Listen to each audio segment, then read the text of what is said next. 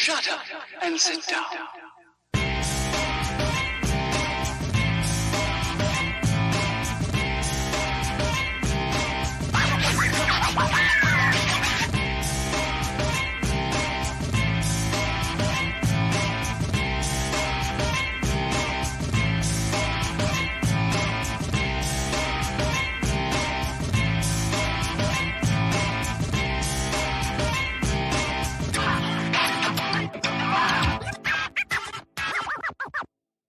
Shut up and sit down.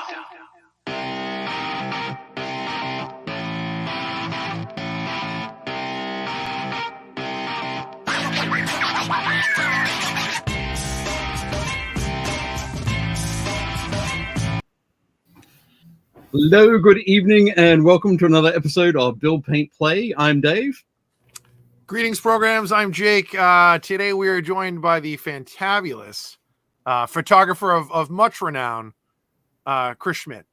Hi, Dave. Hey. Thanks for having me. How's it going? Welcome. Thanks for thanks for joining us. I think it's super cool to have you on. Obviously, we're going to talk about miniature photography. We'll talk about photography in general, I guess, and mainly miniature photography because that's what we're all really specifically interested in. But no, super cool to have you on. I've been photographing miniatures for a long time, and I know that I don't know all the stuff. I'm excited to learn some things. I think I told Jake before, I was planning to, I wanted to take your class at Nova, Saturday class. And by the time I decided that I was going to do that, it had sold out. So I put my name down for the, notify me if a ticket becomes available. And probably about like a month later, I check my email and there's I think, hey, ticket's available. Fantastic. Let me go and grab that. Oh no, it's sold out again. 2 weeks later, hey, tickets become available. Oh, great. Let me go and check it out. Oh, nope, sold out again. So I didn't get to take your class. So it's very selfish of me for asking you to join us on the. It was really impressive. Thanks to Dan Osborne, who basically made that class happen and got me on board kind of last minute. And then I honestly believe it was the free pizza that we offered during the class that made it sold out. Pizza was gone really, really quick. It's hard to say no to free pizza. The question is, did people hang around after the pizza was gone? They did, yes. Yeah. In fact, we had Izzy come in and says, hey, I heard there's pizza. Can I grab a slice? He did. And then he's like, I have a question about photography. And then he asked a photography question, got his answer, and then he disappeared. So perfect. All good. Just quickly, going to say hi to folks in the chat. Luis is here. Hi, Luis. It says, hi, everyone. On my workbench with a good cup of coffee to enjoy another awesome episode. We're looking forward to delivering one. Richard Ralph is here. Hank Edley is here. Good evening. I'm on time, he says. Hooray! Glad you enjoyed us for the whole show, Hank. Chris Kemig is here. Josh is here. Jez Hunt is here. Hi, Jez. Hope things are going well. Jez does point out that people should be giving the like button a bit of a poking. So go ahead and do that. Fantastic. Josh says it's always a weird but good feeling when a convention changes oversight, but they remember to call you because your paint and take brings value. That is awesome. Very cool. I'm glad that is happening for you, Josh. Excellent. And Josh also says, I regret that I only have but one like to give. As long as everybody who's coming along to the show can hit like, that'd be great. Yeah, if everybody chipped in a like, that would be fantastic. We'd be happy with that. Awesome. So I guess I don't know where to split. We usually do a sort of a strange introduction about sort of where information about our guest is split over two sort of parts. But I know that the first page of your presentation has some information about you. Yeah. So I guess we might save that little bit for there. and we'll jump straight into talking about or saying thank you to our wonderful sponsor, our season sponsor. There we go. The Army Painter. Look at Adam putting his own stuff up. Well, I don't think Adam put this up. I think this was Tyler. Tyler put this one up. But yeah, so the Arena of Escalation continues for the Army Painter team. But yeah, Adam's done a great job busting out Angron here. Such a great model. It really is absolutely insane. I love how he's like a dinosaur person. How do you mean?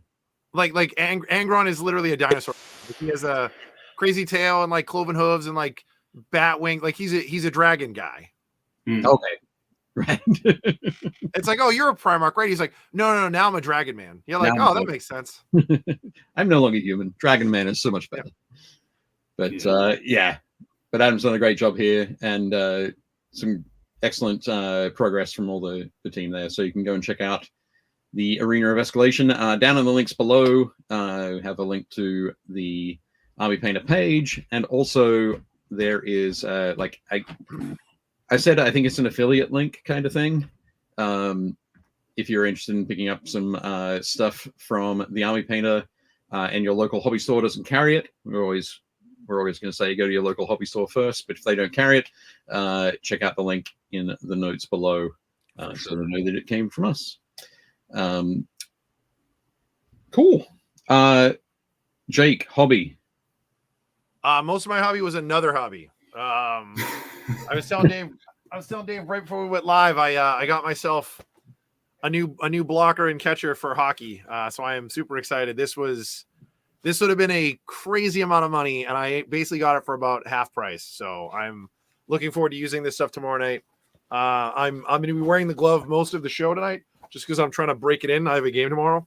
And I also got a buddy of mine, Brian, owns a cool merch company called like Puck Luck Hockey. I've worn like the green hoodie I have with the skull and the crossed hockey sticks before.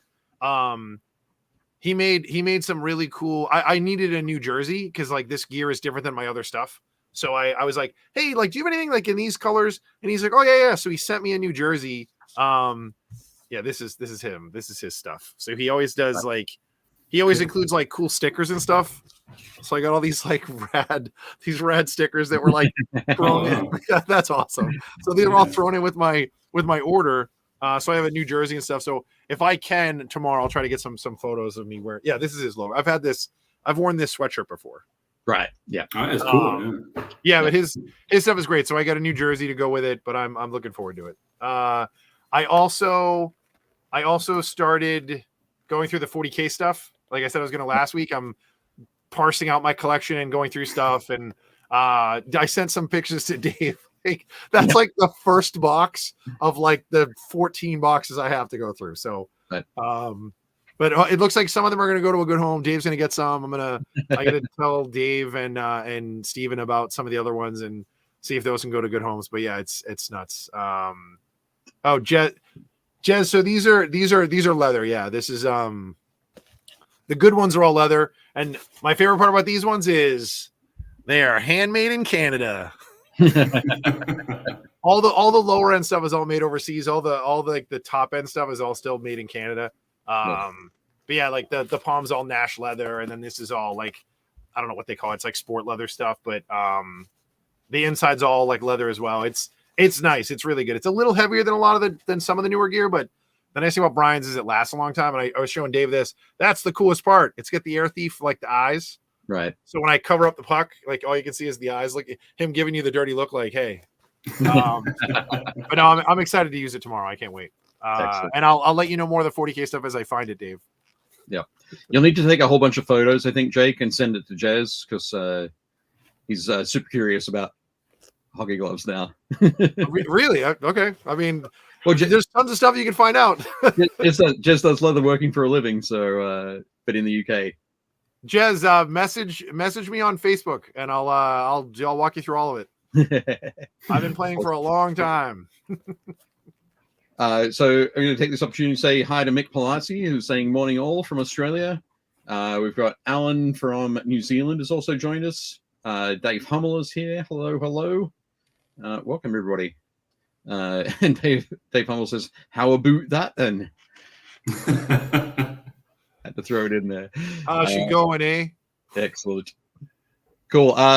So Chris, what about you and your hobby? So I'm splitting life at the moment between the real work and the hobby.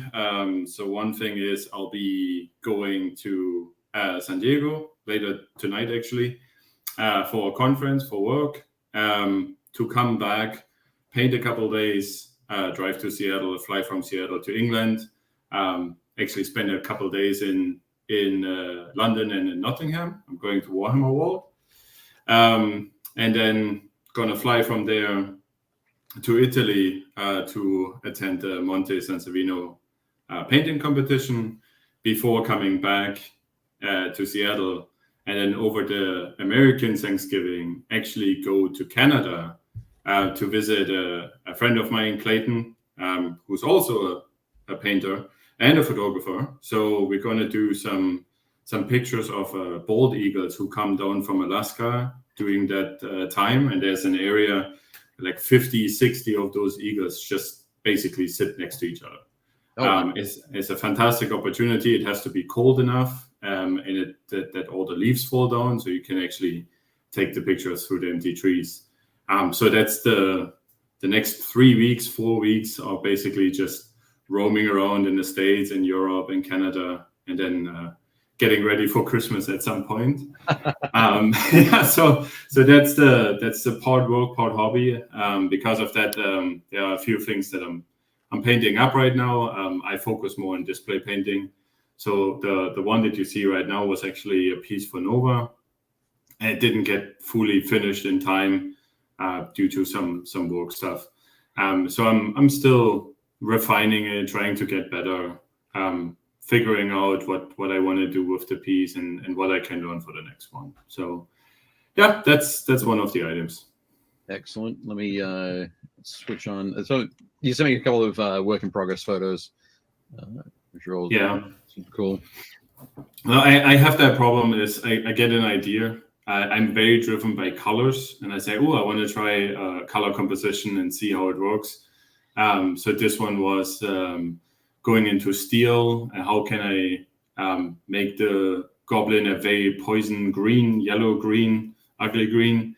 And how does that work with all the other colors? So I brought in the kind of magenta for his scarf and the pig, and then combined it with steel. Was playing with it. And then on the other side, the light source, it got a bit too complicated. Right. So I lost a little bit of steam, which happens quite a lot if you ask Eric Swinson. Right. So finishing a project is definitely a challenge for me sometimes. Right. Yeah. Eric just, I think by the time he realizes like, oh, things aren't working out quite the way I want them to, he's already finished the piece. Yes. His momentum is so incredible. But no, I'm loving this. I think it's looking fantastic. The metal on that is awesome. The shoulder plate and the helmet, like that's awesome. Yeah, thank you. Sort of the reflective work, sort of putting the reflecting colors sort of pushed in around there to give you that sense of environment. I'm particular proud of the little ring that he has in his mouth guard. That it actually felt like a metal, like really blinky, and then just keep pushing it from the small item and try to enhance the shadows and push the highlights, and then you apply this just over and over and over. So right, yeah, it's fun. Awesome. And the next one's this guy. Yeah, so he was before. He's the typical example of not finishing something. Is I saw the figure. I really liked it. That's from Oliver Speth, I think, from Germany.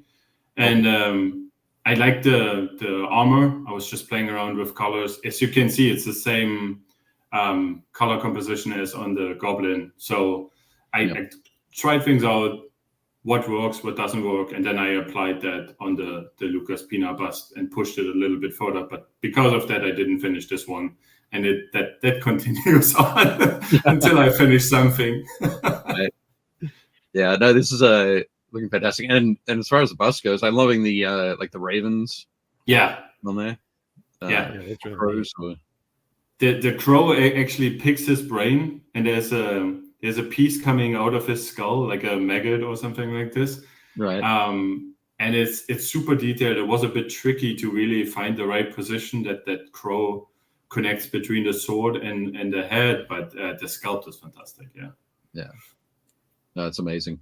It looks great. So some what do we got? Jeff Smith has joined us. Cal has joined us. Cal's currently in California, which is excellent. Jez goes, whoa, awesome. And yep, I didn't get it fully finished in time. No one but you knows that. Looks amazing.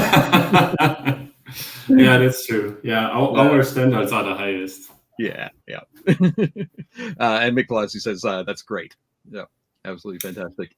Thanks. And we've got another piece that you said through, which hopefully will blow people's minds as well. Yeah, so this one was a bit earlier in the year. It's still work in progress. It was actually my first real attempt on freehand. This is a Mindworks miniature bust. Okay. I saw the dude and immediately thought of Mad Max, Fury Road. Right. And then started some references, and I said, "Oh, there's so much canvas. It's actually, let's try some crazy tattoos, right?" I took a class at Adepticon with Alex Dos Santos, who won the Slayer Sword that year, and got a kind of an intro of how to start complicated freehands, like the bird on the back. Right. And it's literally make your own stencil, mask it out, and then just go brush by brush by brush stroke. And then you build the confidence, and that spider on his upper chest is actually no stencil, just freehand. Yeah. And just sitting there 5 hours, using kind of references from tattoo artists. How they do 3D tattoos is they start 2D, and then they start filling out the volumes. So it's actually, spider is relatively easy, because if you get the legs in the right angle, that is 90% of the illusion. Right. And then it's very simple volumes. It's just a sphere and cylinders. Yep. So it did that, like tiny little highlights. And then what really sells it is that shadow under it. Yep.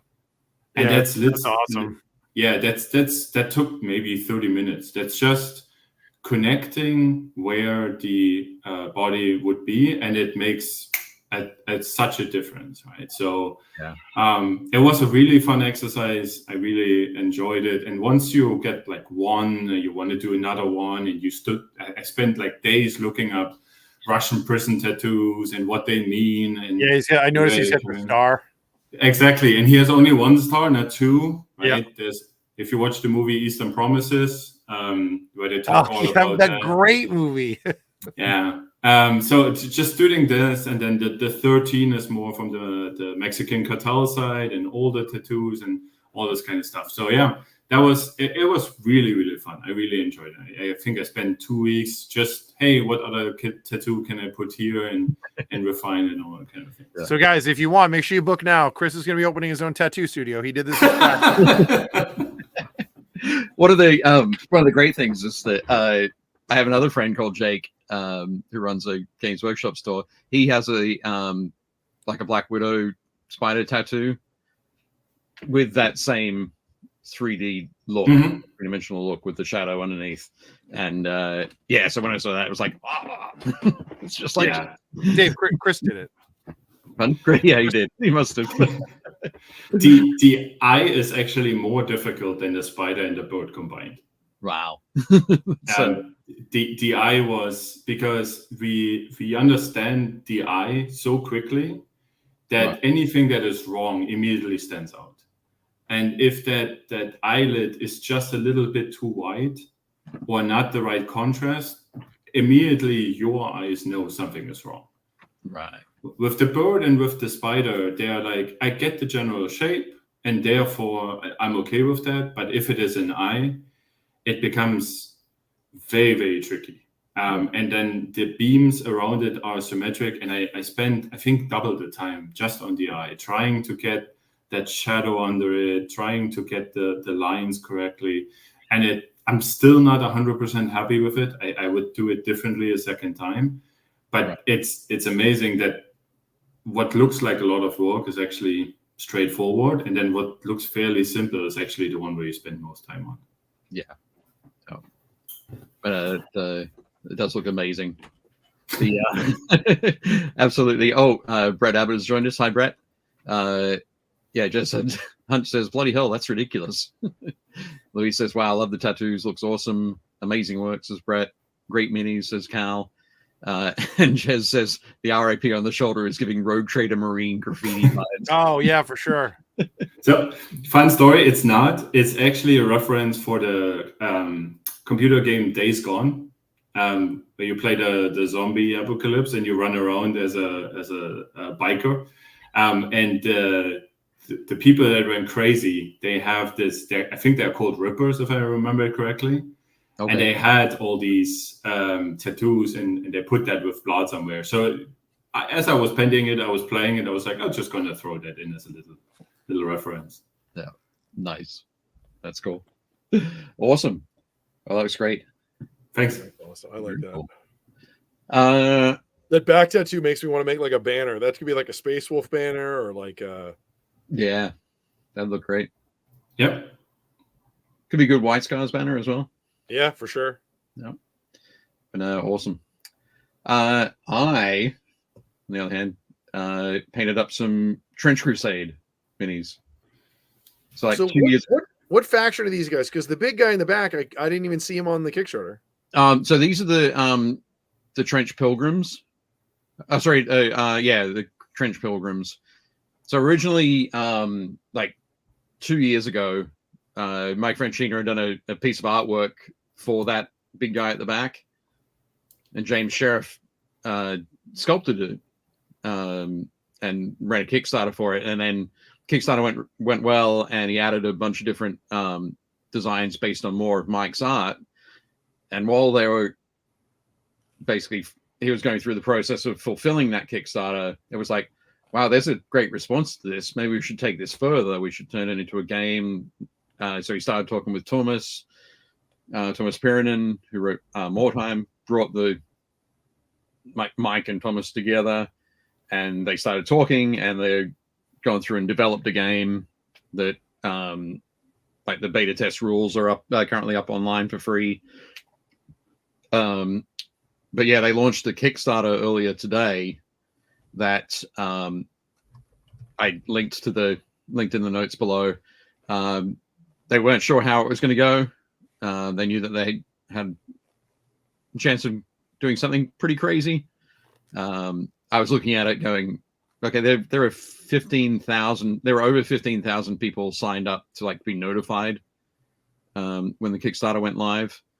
And for a miniatures game, that is huge. So no real surprise that in the first 5 hours, they're over $500,000. Wow. But as we were talking about beforehand, the style, the aesthetic isn't for everyone, and that's totally fine. Dave, when are we making a miniatures game? I think it'd be a really interesting exercise for you. And I agree. Because the things we appreciate, there's some overlap, but there's not a huge amount of overlap. I think that's a good thing, though. I know it could be crazy, but yeah. But I had a lot of fun with these. I went for a very sort of simple palette, sort of ivory for any armor plates, red for cloaks, yellow for robes. But yeah, I wanted to do something that was a bit more Blanchian. Yeah. Fairly limited, but it's still, I have a very clean painting style, so it's still not over the top weathered. There's a bit of weathering, but yeah, they were fun to work on for sure. My favorite is is this guy. Oh yeah, Dave was just asking about that guy with the he has a probe droid head, and I was like, yeah, he does. Yeah, exactly. So yeah, it might be why I like him. But Every time you move him on the board, you have to go whoa, whoa, whoa, whoa, whoa, whoa, whoa. I actually like the second on the left. Oh, this one. This guy. Yeah. So one I really like the color composition of it. I think that looks great. And then everybody else has kind of a weapon in it, and he just has a cane. At least that's what it looks like. It's like, how badass do you have to be to walk on the battlefield with a cane? Just a cane. Yeah. These guys look like they look like weird corrupted Menoth from all right. Yeah, it's that whenever you take something and have that very we'll have a morphed sort of Roman Catholic aesthetic to it. Yeah. Mm-hmm. Yeah.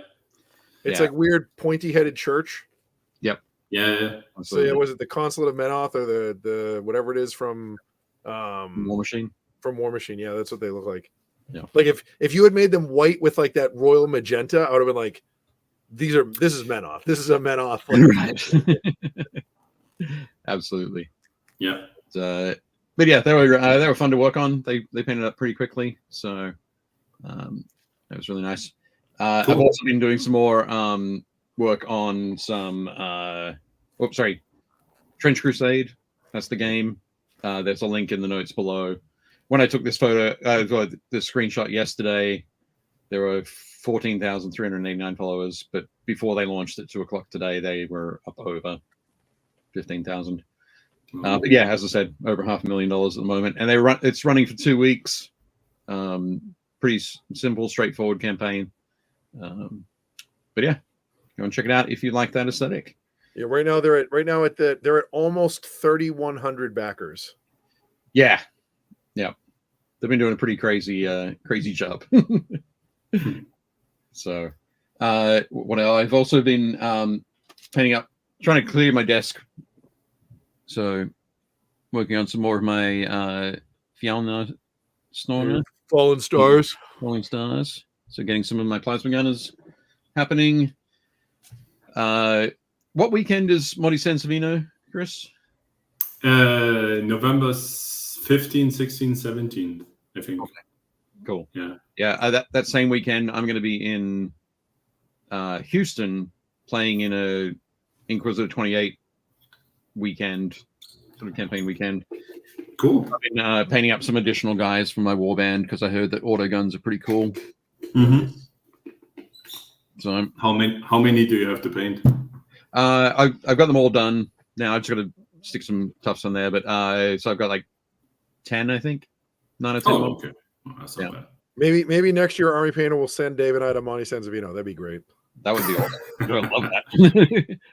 But that's yeah. That's from one of the war bands. Yeah, it's called Unmade. Yep. So, but yeah, that'll be a lot of fun. I'll take photos when I'm there and do a report and all that sort of fun stuff. But yeah, excellent. So yeah, we've been all been doing a bunch of stuff. Jake's been folding leather. Oh yeah, painting minis. Oh good. And like I said, I sorted some minis. I just didn't build or paint anything. Yeah, this week. You touched on it. That's not a bad thing to do because I don't know about you, but I get these phases where it's like I have enough minis, don't buy anything. Especially when you paint for display, which takes a while. Dave says no. Yes, I definitely have that phase. Or other people tell me to stop. That also can happen. Sure, yeah.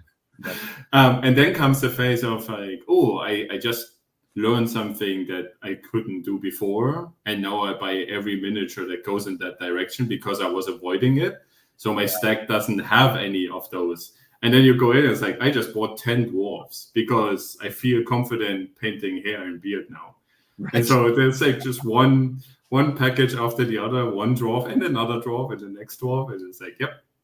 Yeah. Nice. Now I have I have enough miniatures. Oh, that looks great. Even better in my basement. Shout out to my wife who actually is coming with me to Monte Sansevino, And she said, I already put a budget down for the amount of minis that you will buy there. Okay. Okay, thank you. Nice. Cool. So let's jump in to the meat and potatoes of the show. We're going to talk a lot about photography. Sure. So now I'm going to try. This is the first time. So I have. So Chris sent me a PDF. So I have this PDF. It's the first time I've gone and like shared a PDF on screen. So we'll see how it goes. I hope it works just fine. But we'll find out, right? There we go. Ah, perfect. Great. Okay. Do you want just me to introduce myself? Sure. Officially now? Okay. Right. So after 30 minutes, hi, I'm Chris. It's the way we do things around here. Yes. So as you can hear by the accent, I'm actually born and raised in Germany. I'm in the US since 2014, so this is my 10-year anniversary right now. I'm now a dual citizen, so I consider this my home as well now. I'm currently based in San Francisco, in California. Enjoyed the time on the East Coast a little bit more, but then moved for work. By daylight, I'm an engineer. And in the Bay Area is a little bit easier, and I really enjoy doing that. So I have a long interest in creative hobbies.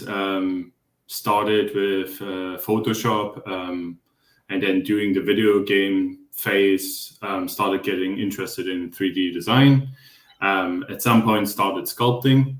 And the irony is that I stopped sculpting back in 2010, 2011, because I felt, well, we never can print it out. What's the point of sculpting it, right? So stopped sculpting then, and I'm actually, I'm thinking, or people are asking, it's like, hey, should we get back into sculpting?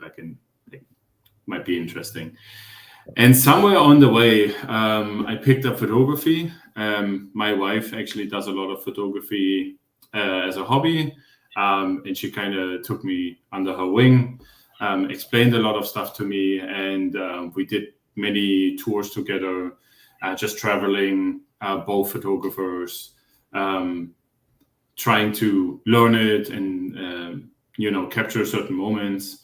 I found out at some point I enjoy landscape and wildlife photography a lot. I'm not really a people person taking pictures of, which is ironic because I paint a lot of busts now. Right.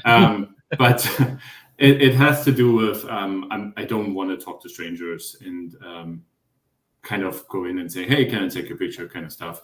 A bear or an eagle, they rarely complain if they take their pictures, right? You don't have to deal with any issues over there. So a lot of landscape, a lot of wildlife. We'll see some pictures later on about it. Yep. And then COVID happened, and we all decided to be inside for a really long time. And there's not much photography at home. Initially, the first couple of weeks, I would literally build my own light box and just have everything that we had in the house take pictures of in the product photography style. And then at some point, I had one figure that was from a machine figure set that I just had lying around, one of the pilots. And I had nothing to do, and I said, okay, I'm going to start painting him. And that was the beginning of the addiction, I would say. Painted 3 days, had a blast, started looking up tutorials. And when I looked up tutorials, you always come back to Warhammer, right? And everything takes super long in the first 6 months of the pandemic. So you order the paints, you order a figure, and while you're waiting, you're looking up other YouTube videos. So in that time, you find another figure and more paints that you need. And before you know it, I had like 300 or 400 paints and a lot of more miniatures. I think we all can relate to this. Sure. At some point, I started focusing on display painting. I learned that there are competitions. I I have a bunch of friends that said, hey, we have online hangouts. Do you want to join us? And then went to Adapticon in 2021, the first time. And it was a crazy introduction into the community. Every YouTuber, you just go up and say hello and chatting with them, and everybody is already an established nerd. There was no barrier. Everybody is happy to share their secrets and wisdoms, and I really enjoyed the community. And I said I do really like to go for painting competitions because I like to hang out with those people. And one of them was Nova, which I attended last year for the first time.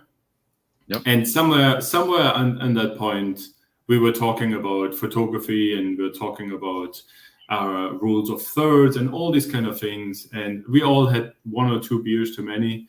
And somebody came over and said, well, can you explain why this picture works? And it was a picture from Matt DiPietro, who has a lion head on a very large plinth. Yeah.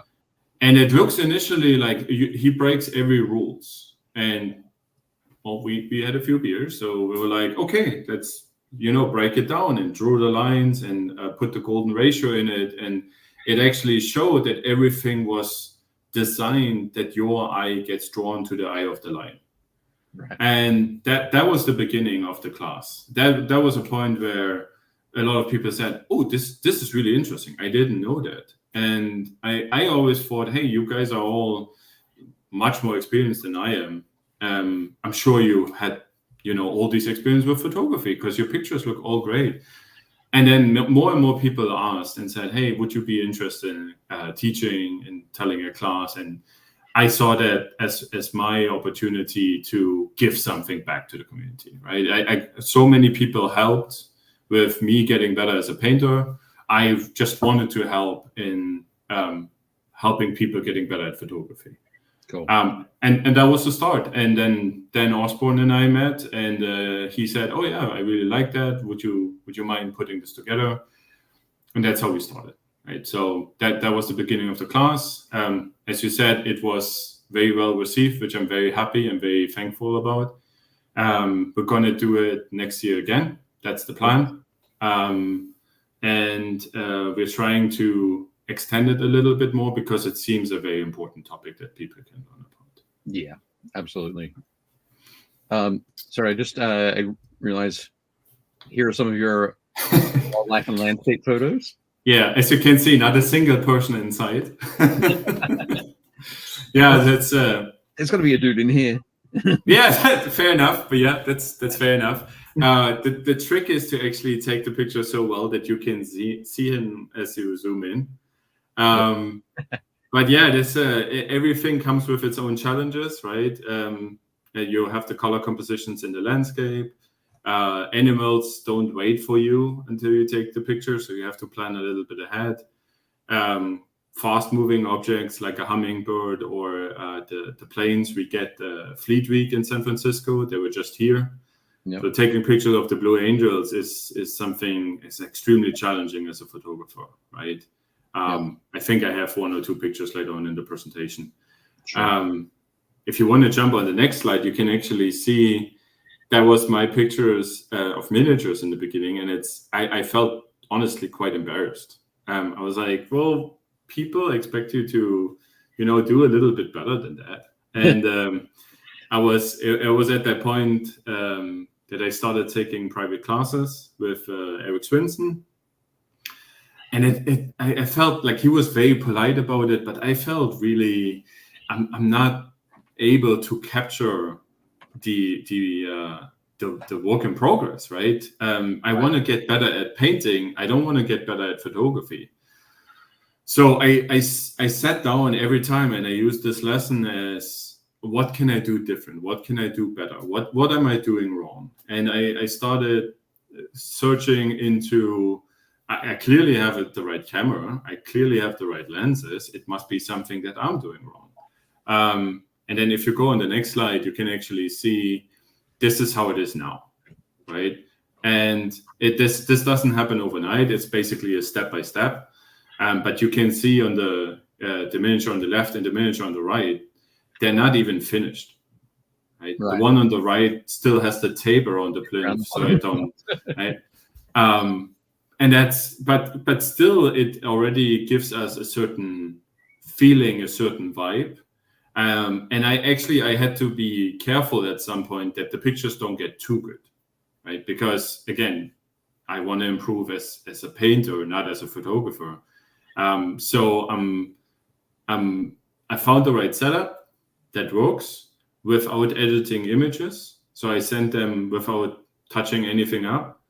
And then if I really am finished with a piece, then I do a whole session as if this will be a live person, right? And figure out the light and figure out the angle. And I use it in the beginning when I plan a project as well, just to kind of get the right atmosphere and get the right light locations.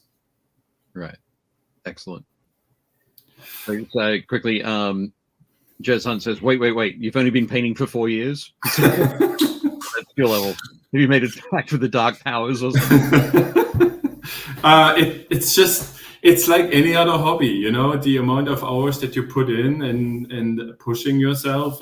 There are enough situations where I've felt, or I still feel, I'm never going to be able to understand that. And some things makes click all of a sudden and you get better. I could never paint an army. I'll be very honest. I admire everybody who can do this and sit down. And I have a friend who paints a whole army of dwarves, and I'm just like, after the second model, I'm like, nope, I need to do something else. So it's just practice. Try to paint every day. Excellent. And Cal Vanoni says, my sister was also taking videos of the Blue Angels. It is a huge commercial, of course, for the U.S. military, but it is it's a different feeling when you stand there as a photographer. We usually go on the day when they do training for 6 hours, so there are no tourists, no crowds, just like photographers, and it's insane when they fly over you. It's just it still gives goosebumps every time. Excellent. What do we have on the next slide? So that's basically I wanted to break down the class into two major things. The one thing is I want to take away this, you have to have a very expensive equipment in order to take good pictures. I don't think that's true. And the other thing is similar to painting, and I include myself in this, is we can really get lost in the details. We can spend hours on social media and YouTube to find tutorials, and then we go back at our work and we criticize ourselves really, really hard. And at some point we forget the joy. At some point we forget the fun while we're doing this, right? And that with the class, I want to bring that back a little bit and say, well, photography can be very easy. You can use your phone, right? Darren Lathan takes the pictures on his phone. Nicholas Mortensen is a good friend of mine, NRM Paints. Yep. He has won, 8 Golden Demons by now or something like this. And he takes most of his work with an Apple iPhone, right? So the idea is with the picture here, or with that slide, is what actually makes a good picture, right? And similar to the miniature painting is we always come back and say contrast, right? We need contrast. But contrast for the miniature painting means value, brightness and darkness, or it means hue, right? We want warm versus cold temperature. But there is a lot more in the photography aspect. There's a lot more that can make contrast. And Games Workshop is actually using this in their product photography quite a lot, right? And once you understand the rules, once you know the tricks, then you can't unsee it anymore. And it automatically influences you when you take your everyday miniature pictures, right? So number of objects, its kill team is always 5, right? And then there's 4 around one larger one. So you have a different size of the objects, even within our miniature world. Texture, if you look at the hummingbird, you can see that everything around the eye is really, really sharp. And then everything on the lower area is very smooth, right? So the eye gets drawn to attention, or it gets drawn to details. And details come from that contrast, from that difference. So when you paint miniatures, especially when you paint armies, they say focus on the eyes, focus on the hands, focus on the weapons, focus on the base, which comes from our natural surviving skills, that we have to read a face first, or we have to see what other people's hands are doing, or we have to analyze the environment they're in. And that can be used in the photography as well, right? So why, if you put all the effort there in your beautiful painted miniatures, why not also capture this when you take the pictures? Excellent. Yeah. So this is breaking it down. It's basically, I use this example because you can stack these kind of items. You don't have to choose and say, oh, I want a high value contrast.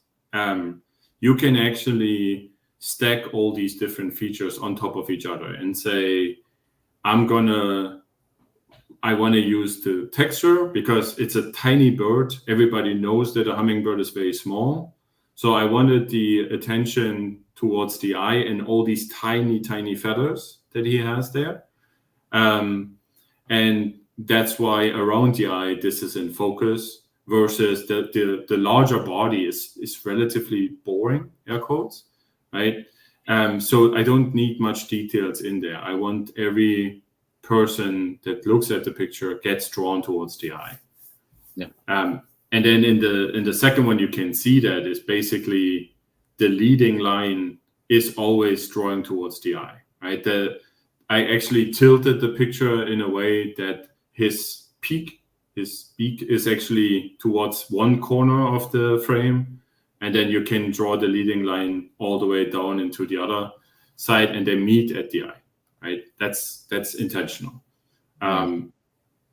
The fact that his eye is actually not in the center but towards the right is on purpose. We have the rule of thirds, and then we also have the contrast between the greenish of the bird with the complementary color, which is the red in the back, right? So I have 4 things that I put into this picture, and I did a good job if you don't notice it, because you just look at the picture and like, oh, this is really cool. I really like the details around the eyes, right? That's the kind of the mission to achieve on this one. Cool. Yeah.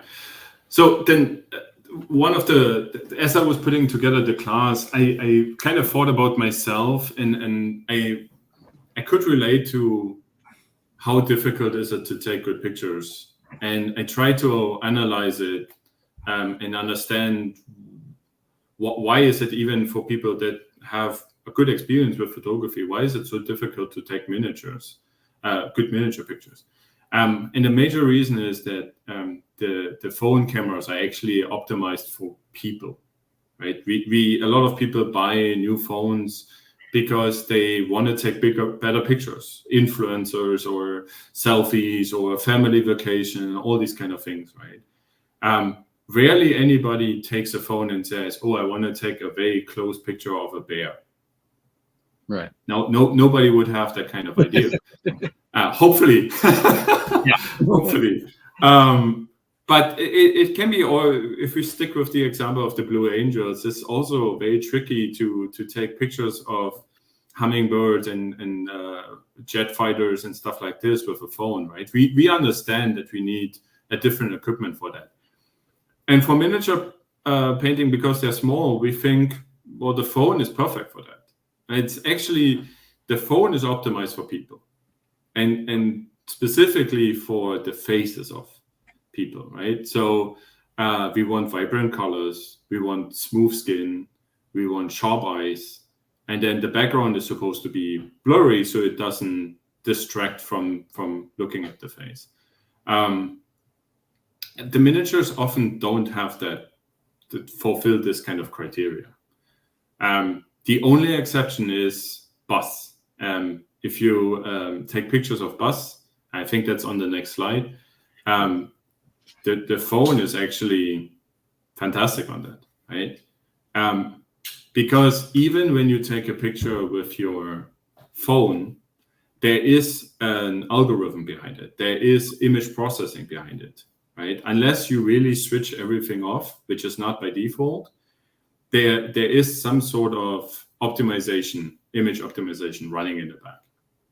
And you can see that here, that even without putting any paint, it reads as a good picture. It reads as a good contrast. And I use my phone a lot in the beginning of a project to kind of get a feeling of where does the light come from, what kind of features, face features are important to paint, what might be out of focus later on, so I can use broader brush strokes, etc. And on the right side, you can actually see this was something that I painted last year for Nova. I would say that now I can paint better than that, but the picture doesn't necessarily show that the paint job is not the best one, right? Somebody who's really a really good painter looks at this and says, oh, you're missing this, you're missing this, you're missing that. But the initial read of the work in progress is actually focusing on the paint job, right? And that's what we want to achieve. We want to make sure that somebody looks at the picture and studies the paint job, and not what kind of vacuum cleaner I might have lying in the back, or right? What kind of paint is on, or what other project is on my painting desk, or something like this. Yeah, exactly. Yeah, so and I'm guilty of all of this, right? There's absolutely no judgment, but I'm guilty of all of this as well. Is when we take a picture while painting, or when we look at our figure, we're always like, oh, it's like, yeah, it doesn't look that bad, you know, arm length on the table, it's going to be okay. And when we take a picture, it's almost, the phone is almost touching the miniature, and that definitely will lead to some frustration when you look at your image later on and say, because every single dust particle is going to be sharp and in focus, and every single brush stroke and over painted, and all the eyes and everything is just going to stick out, right? So there's something to keep in mind, is to be fair to yourself. Don't be too harsh. If you paint an army, then you should also take the pictures like you're painting an army. Right. That makes sense. I like that. You're saying don't photograph individual miniatures from an army, photograph them in groups. No, that's definitely. The other option is, when you take individual pictures, take a certain distance, right? Okay. Don't try to be so close, as if the figure is one of the knights or something like this. Also give it a certain distance. Okay. Cool. Yeah. So I put together a quick overview of how a camera works. I'm sure almost everybody is aware of it. It's a very old concept. We have an object, we have a lens, and we have a detector. It used to be analog detectors with chemistry, and now we have electrical detectors and sensors. But the principle is very much the same. What has changed over the years a little bit is the camera body, where you basically put in more and more electronics. Really expensive camera bodies have image stabilizers built in, so that your shaking of your hand gets reduced. The camera that I'm using is actually quite heavy, which helps a lot when you take pictures of fast objects, because your shaking gets compensated by that. And the lenses are really not just one lens. They are actually kind of combinations that they can see it, right? So they're basically they are adding and removing individual or correcting the lens before in a way. You could just put in one lens, right? Your magnifying glass is technically one lens, but the magnifying glass, if you look at the outer rim, is you're trying to get a square picture through a round object, right? So there's going to be distortion and chromatic aberrations on the sides, and we can see that. It's called a fisheye lens, right? The using more lenses in tricky combinations, as you can see on the top right image, they basically compensate that. And by compensating that, we are getting the image that we're getting out of it. That's where it gets very expensive, right? The photographers have the joke.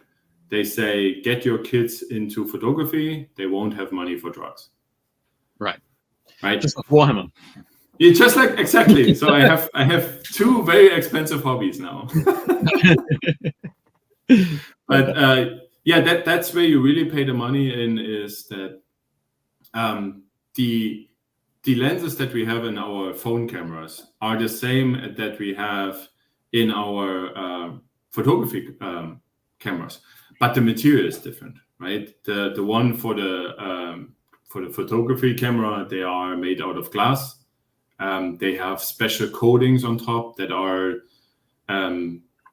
sub-micrometer large, versus the one that we have on the phone.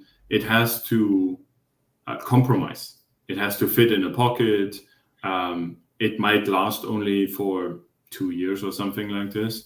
So they are often made out of plastics. Now, also, you don't want it to shatter and somebody gets hurt when they put their hand in the pocket and stuff like that, right? So the idea is exactly the same. It's just that the execution is more cheaper, and because of that, we are getting certain limitations, right?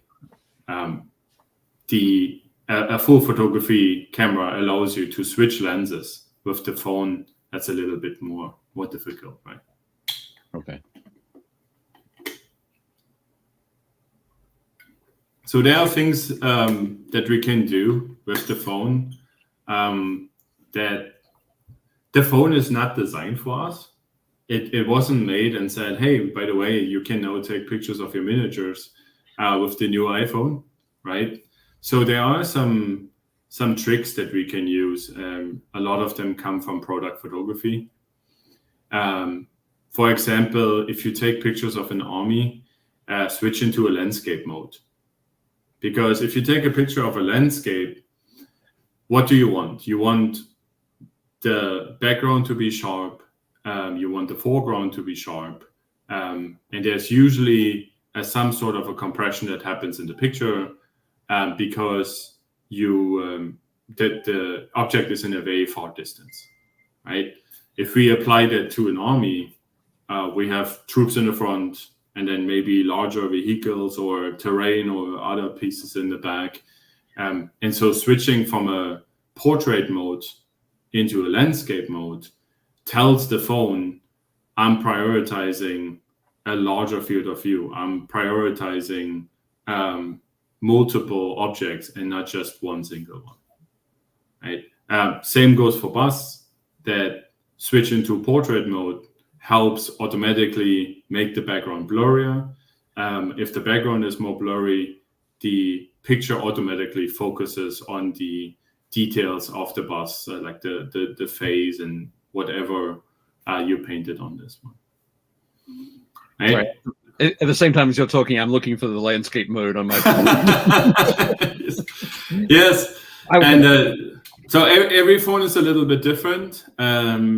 Every time I get a new phone, I need some time to figure out which works best. And this is one of those items where I encourage everybody, play around with it, right? Don't use the same one. Play around with it.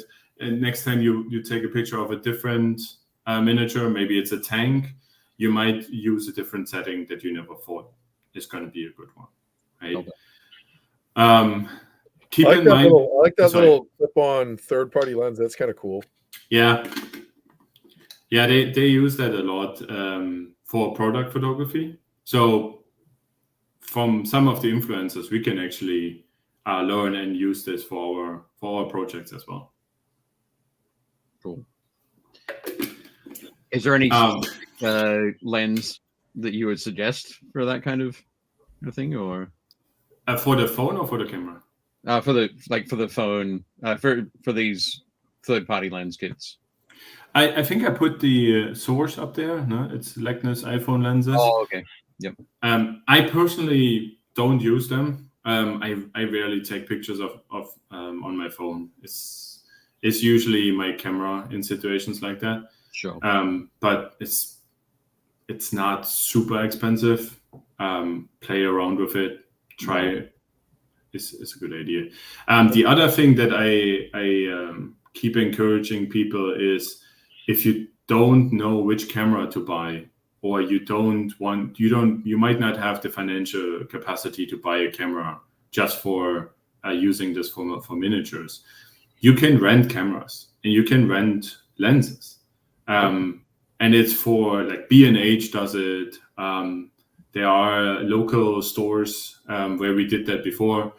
Every time we buy an expensive lens, we usually rent it before and try it out in order to get a feeling for how good it is. Okay. So you can get a professional camera and a lens set for, I don't know, $30 a day or something like that. Just line up your army, line up your projects, and just rent it for a weekend, do a photo session, play around with it. And then you don't use it for 6 months or something like this until you have enough again, and you try again. Cool. So yeah, B&H are a well-known, massive photography equipment sales and now rental. I didn't know they did rentals, but that's awesome. Yeah, so you can find them online. They're out in New York City, aren't they? I mean, they're everywhere. They might have started in New York City. I think it's possible. I'm getting their commercials in California, so I would assume they're here as well. Yeah. So yeah. So here we go. Setting up a simple photo shoot. Yeah. So this is, I mean, we always have the same problem, right? We want to get into something and we get way too ambitious very early on. I remember, I think 9 months or so into my painting career, I decided to buy the Archeon model, and I spent the next 3 months of painting wings and every single gold trim and 3 heads from 3 different categories and whatnot. And after the 2 months, I was very exhausted, and I haven't painted anything this big ever since. So it's very similar with photography.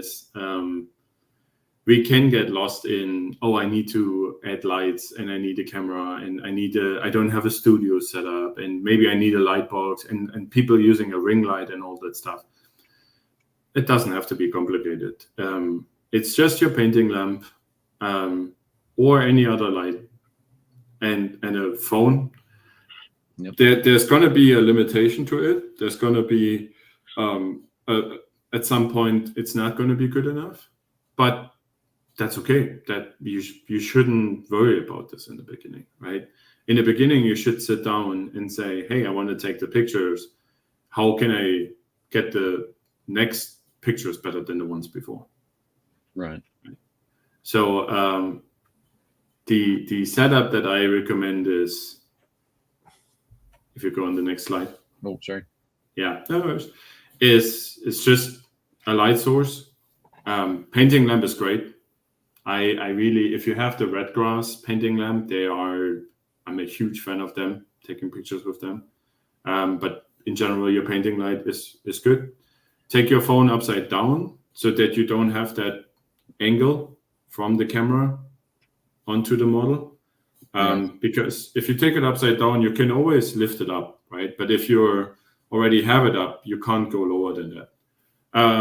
I highly recommend kitchen tables because the granite is usually leveled. That makes it a lot easier to start with a flat surface. And then just, you can see this here in the back, is I actually have it on my door because we don't have space. Okay. It's just one of the, what is it, A0 poster size backdrops you can find on Amazon or something like this. Maybe not start with a white one. I would start with a darker one or a gray one. Put that up. Keep a certain distance of your model to the backdrop. Keep a certain distance of your phone. Put the lamp a little bit in front of it, not directly over it, and take pictures. Cool. So do you move the phone, like, do you move the phone in and like cancel out the distance, or do you zoom in with the lens and take the photo? Both. Okay. Both. I start usually a little bit further back and zoom in digitally. There's going to be a point where the miniature is too small and the digital zoom is too much, and you start to lose information because of the pixel size. In that situation, you can try to go closer. But I would argue and say what I've seen in the community, the majority of the people take their picture too close, start further away, zoom in, and then as you hit that limitation, go closer and closer and closer. Cool. Excellent. And Ryan says, this is awesome. I struggle with photography a lot, and this is really helpful. So fantastic. Just said this is great advice. And Alan says, for a black backdrop, I got some magnet clips from the local Japanese store and clipped it to my gaming shelf. Mm-hmm. Take photos of my terrain with. Yep. Perfectly fine. Absolutely. Cool. Yeah. So this is how my setup looks. I actually, I think Eric Swinson is actually one of the painters that also takes really good pictures of his work. It happens to also be fantastic work, so it helps a lot, right? I just want to say back to Jez said earlier, haha, joke's on you. I'm bad at painting and taking photos. I hope you're having fun. Yeah, he is. No, this is fine. This is great. Yeah. So as you know, it's because I saw JP also put it in the comments, is I don't use light boxes. I don't like light boxes. The miniatures are not a good product for light boxes, right? Okay. If you take pictures of your shoe or your perfume or something like this, where you want reflections, sure, right? Start dark and keep adding light so that you control the light and the shadows, especially when you paint TMM, right? Okay. Because with TMM, you get so many weird reflections. I spent some time, you can see that in the picture on the left picture on the backdrop, there's actually the reflection of the light on top. That reflection is going to run down the backdrop and hit the model from the back. And I'm going to spend a lot of time figuring out where that reflection came from. Right. And the way I fixed it is I had a COVID test package and I just put that on top so that reflection never reaches the backdrop. Okay. And then just a package box and a Sharpie pen, pencil it out half an hour long so it's all black. Put it in the center. I have these little lights here that you can see. They are, I think the link is later on there. They're basically just little LED boxes with a small tripod. They can change colors. I can change the location. And then you take a picture and you can clearly see this on the kitchen table. And on the right side, you can see the image out of it, right? So it does not have to be expensive. It does not have to be complicated. It's have fun with it. Get a feeling for it. And once you really feel that you understand it, and you feel you're hitting certain limitations, then you can start investing in it. But I would not start with an expensive setup. Right. Yeah. It's amazing to see, like, seeing this set up and seeing the result. It's just like, what have I been doing with my life? It's like watching movies, man. You're getting to see how the sausage gets made. Yeah. Yeah. See, this is my style, but it's not what I've been doing. Yeah, that's just Dave's desk getting this result. So that's just Dave's desk right there. Yeah. Well, this is a little bit too tidy for my desk. I'd have to buy another desk. But we'll get that working. Yeah. This, again, try to kill as many reflections that you can. If you are in the kitchen, like in this case, I switched off all the lights, right? Yeah. So I want it really dark, and then I switch on one light, switch on the second light, switch on the third light, switch them off, take pictures. So I really understand what's the contribution of every single light source to my picture, right? Do I need it? Yep. Cool. Yeah. Excellent. So yeah, this is, I really like this one. It's one of my favorite memes is everybody's a photographer until we hit that manual mode. Yep. I was in Oregon. My wife and I were taking pictures of waterfalls, and this influencer couple came over, and I said, "Do you mind taking a picture of us?" I'm like, "Absolutely not." I look at the camera, $6,000 camera. I'm like, Jesus Christ, it's really nice. I'm like, oh, what? I don't know. I'm like, so you're taking pictures in this mode. I'm gonna switch it into manual. I'm gonna change some settings. And he said, "Oh, I never touched those." Like, You're like, yeah. why did you buy this? Yeah. So I would hope that it's just new and that they eventually get along with it. But start using the manual mode early on. It is not as difficult as it looks, but it helps you in the long run. It helps you a lot, right? A lot of people take pictures with their camera and say it doesn't look as good as the one on the phone, and that's exactly the secret sauce. Like Jake said, is now you understand how much the phone actually improves your photo without you knowing, right? Because on the camera you have to do it yourself. Right. And so if you get a camera, start with the manual mode very early on. It's not as difficult as you think it is. Yeah. Excellent. Okay. Yeah. Shot speed. Yeah. So back to the Blue Angels, right? They are very fast. If I want to get something really, really fast, we basically have to worry about three things. One of them is shutter speed. Shutter speed at this point is 1250 second. It's actually this is the moment that the Blue Angels breaks the speed of sound or the sound barrier. And as the plane does that, it vaporizes the air around it, so it becomes visible that the plane literally breaks through. It is one of the coolest things if you haven't seen it live. It is insane. It's amazing. Yeah, this sonic boom seeing live is just absolutely incredible. And so the priority in a picture like this is the shutter speed, because I want it sharp. And it's also an event that is just a split of a second and then it's gone, right? So if I care about fast moving objects, if I care about sharpness, I care about shutter speed. Our miniatures are not moving really fast around. So once over hundredths of a second is a great start.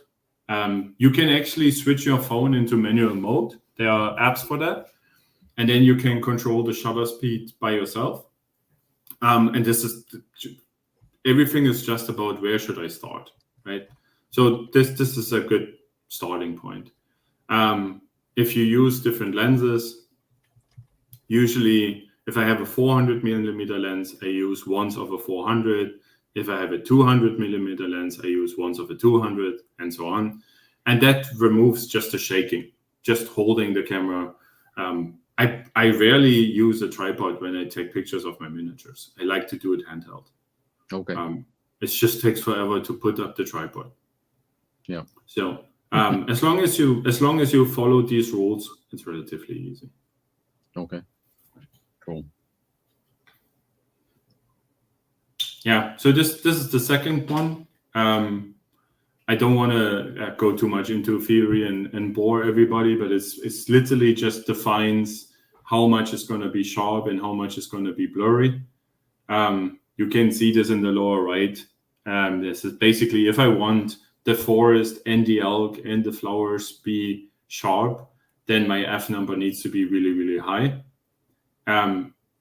We can use that kind of knowledge for larger figures. So for example, the Archeon, coming back to him, I used an F32. If I take a picture of a bust, I use an F5, F2.8, something like this, right? Because I don't want the background to be sharp. I want it to be blurry. So a lower number means more blurry in the background. A higher number means more sharp in the background, right? That's all you have to remember, basically. Yeah. I think a lot of the miniature photography I've done has been miniatures on like in situ on gaming tables. And so for that, I usually am working around like F25. Yeah. For that, so that you can see the progression. Very rarely I'll drop it down, but yeah, this is good to know, particularly about different things, because I probably would have, so with a bust, probably would have just taken that and done it at maybe 16. Oh, that's high. Yeah. Yeah. So now I know I can yeah, bring that back. Okay. Again, we are imitating life, right? Look into portrait photography. What kind of settings do they use if they take a picture of a real model, right? And that's usually around 5.6 to 7. Okay. So with an F7, I put it down there, F7 to F10 is a fantastic start. And if you take pictures of a table, but you want the fore and the background to be sharp, you can increase the distance, because then it automatically compresses everything that it sees that is sharp, right? So this F25 is pretty high. It works in certain situations. Yeah. It doesn't hurt to just try something else and just get a feeling for it. Yeah. I think I've said that to or I've suggested that to a number of people who are taking photos with phones of units of models, and they're like, "Oh, the front guys are out of focus and the back guys are out of focus." And I always say, go further back, exactly, and so that you're compressing your focal length, I guess. Exactly. Yeah. Absolutely. Cool. And yes, Josh, this is where we talk about depth of field. Exactly. Yep. Yeah, I don't want to nerd out too much on photography, because it gets physical, and me as an engineer, I get super excited about it. But it's really just three things. The shutter speed, we don't care too much about it. The ISO, which is over here, we don't care too much about it. ISO is really important if you take pictures of night photography. It's very if you take pictures of a basketball team inside a dark gym, then you really care about ISO and you care about shutter speed. Then you care about how expensive is my lens, because it's a fast movement in a dark environment. Right. But in your example, if you take pictures while people game, yes, that could be something I would start playing with the ISO, because I don't want to change the shutter speed. I still want the people sharp. But if we take pictures of miniatures, they don't run away. We have light sources, and we can, with the shutter speed, we can control most of it. And with the F number, we control all the rest. Right. So ISO, not really important, right? Focus on the F number, adjust your shutter speed to an initial range, and you're going to be perfectly fine. Cool. Excellent. The ISO number was always well, basically when we had film cameras, we still have film cameras around. Mm-hmm. The ISO is it's printed on the film, right? Yeah. So you shoot different ISOs. Yeah. There's a certain photographers, it was before my time, but they said if they pass the airport security, they have to let them know, because highly sensitive films can get damaged by X-ray. So they basically have to let them know and say, hey, these are super sensitive films, and they are not running through the X-ray machine. But fortunately, that's not an issue anymore for us. Sure. Cool. So yeah, that's essentially what we're talking about, right? It's pretty much all there is to it. Like I said, F7, F5.6 is great. If you say, oh, I don't have a camera, I'm using my phone. Do you know your F number on your phone? Probably not, because it makes that decision for you, right? So switching into, there are apps that allow you to go into a manual mode even on your phone. You can start playing around with those on your own. And that is where you really learn and get the skill set of taking better pictures. It's simply by understanding, if I use F7, if I use F10, if I use F2, if I use F16, how does my picture vary based on that? Cool. One small thing that I find very useful is create cheat cards. That's also a very common thing in photography. Is if I go a year later to the Blue Angels show, I don't remember my settings. So I usually look at the pictures the year before, and I check what settings did I use. That's my start. Okay. Right? So the image, even the image on the phone, has all those information written in. You lose that information when you copy and paste. So you need to be aware of that. But other than that, it tells you exactly what settings were used to take that picture. And that, if you like a picture, write that down and say, oh, I took a picture of, I don't know, a knight or something like that, a warlord titan, the big one.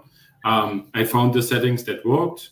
The next time I have something on the similar size, I just use the same settings. Okay, cool. Yeah, I'm looking at a photo on my phone at the moment, and ultra wide camera, 13mm, f2.2. There you go. Yeah. Yep. All the information there. Cool. So yeah, this is just a kind of a summary of finding the right settings. The one in the middle isn't even painted. That's just for me as a light reference. We saw him before, right? When I started painting the skin, I struggle with painting volumes, so I take a lot of good references before, just on my phone, and I can read out the information that I had there. On the right side is a Golden Demon winning piece. That's by Ivan Bocic, who won gold in Vehicle 40K last year. Okay. And he came over and said, hey, can we take some pictures? The GW were okay. Can we try to take better ones? And that was very challenging. It's huge. It's like this size. Just getting it with the right light and the right setup, it took quite some time. But we made it work. Cool. Excellent. So that's that's a quarter of a second there for the shutter speed. Yeah. So this is actually when I use a tripod, right? This was the other two were handheld.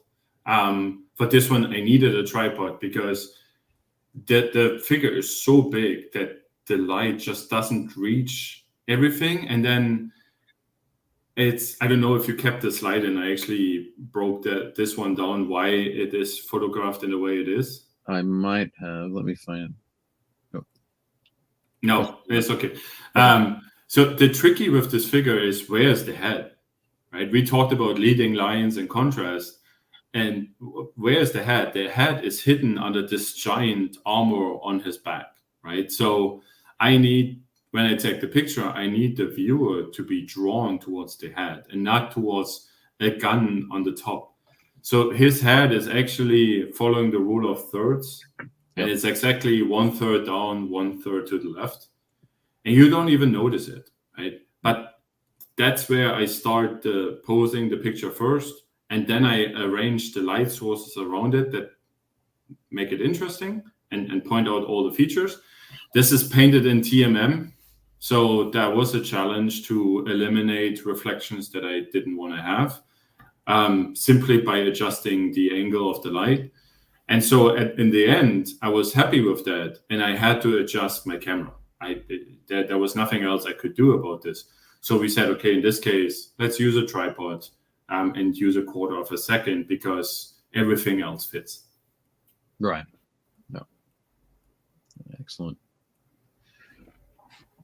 But I mean, Alan said, curious how you change settings for large groups. I think I got it working for my terrain pick that should come up later today. So Alan has a photo that we'll have look at. He's curious for feedback. So sure. With that coming through. Composing a scene. So I figured this is talking about that golden angle kind of. Yeah. So it's really interesting because if you look at Games Workshop as a company, they are selling a product, right? Product photography is very common. We know this about lipsticks and perfume and whatnot. We don't immediately think about miniatures, but their photographers have to take pictures of hundreds and hundreds of miniatures every day. And they have to be at the level and a quality level that it can go on a box art, right? Or it can go on a website.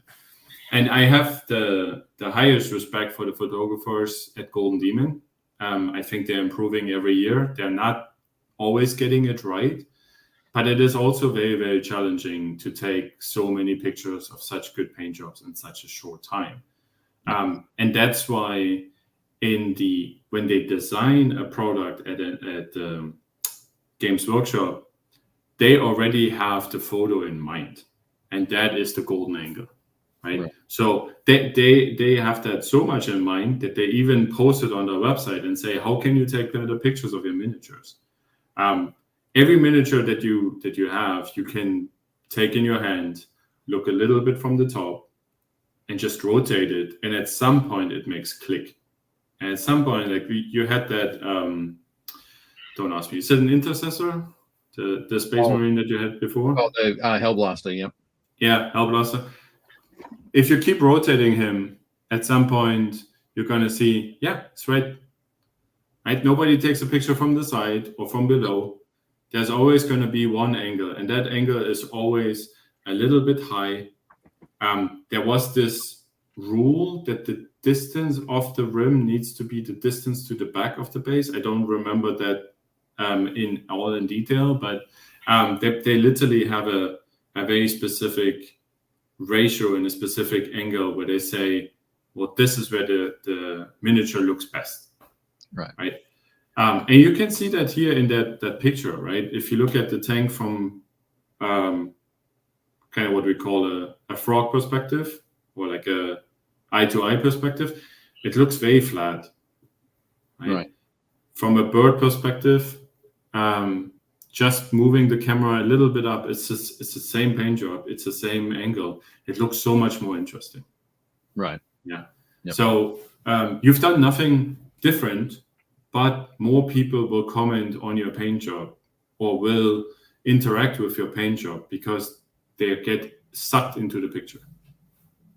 Right. Absolutely. Then spicing things up, I recently had the same friend who won a Golden Demon wanted to submit for Armies on Parade. So he was asking if I could take some pictures of his army. And I've never done that before, so I don't have an army. So that was fun. And I started looking up stuff online, what you can do. We all know Squidmar. Every time the grand reveal in Squidmar's videos is with a fog machine, right? And the reason is it just creates an element of mystique, and it fills the picture with a certain atmosphere, right? If you go in and you put one next to the other and nothing else, it looks a little bit like boring, and it kind of distracts from all the work that you put in, right? So what I really liked was somebody just used their tablet and put the tablet under it, and it's not even realistic, right? It's not that our miniatures are standing on a giant mirror, but it makes the picture look really, really, really interesting. It creates these kind of reflections that are just nice to look at. And what we want is we want to get drawn into the picture and then find out why we like the picture. And that's exactly what it does. Yeah. Yeah. There are specific color backgrounds that we associate with nostalgia. The blue background from Games Workshop. Nobody would really use that, right? Nobody comes with the idea and says, let me use a bright blue background for my paint jobs. But we associate it with exactly what the box art was when we were teenagers or children or whatever. And so it automatically gives us a certain vibe, right? Yeah. I don't even know if those skeletons are from Games Workshop. They are. They are. Okay, there you go. Yeah, but it doesn't matter because everybody looks at that picture and says, "Oh, it must be Games Workshop." Yeah. The something funny to let you know, in the late 90s, early 2000s, or early through mid 2000s, when that blue, that cyan fade was still very big, they wanted to standardize it essentially. So miniatures stopped being taken on miniature photos like this stopped being taken on that fade, and they were taken on a white background. The white was clipped out, and the miniature was then put on top of a digital fade, and they looked essentially the same. So it was a crazy time to have to go through and do that for any miniatures getting into White Dwarf and that kind of thing. Way to reinvent the wheel. Yeah. Exactly. But I mean, one of the things that gave was regardless of who the photographer was or what equipment they were using or what lighting situation they were in, there was a consistent cyan fade at least in the background. But the general idea is really to get you engaged, hey, while you're scrolling through hundreds of pictures every day, what makes you stop and look at one picture, right? And if the background does that, perfect. Yep, absolutely. So this is something that I really like. Is actually I got this tip from a tutorial from Louise from Rogue Hobbies.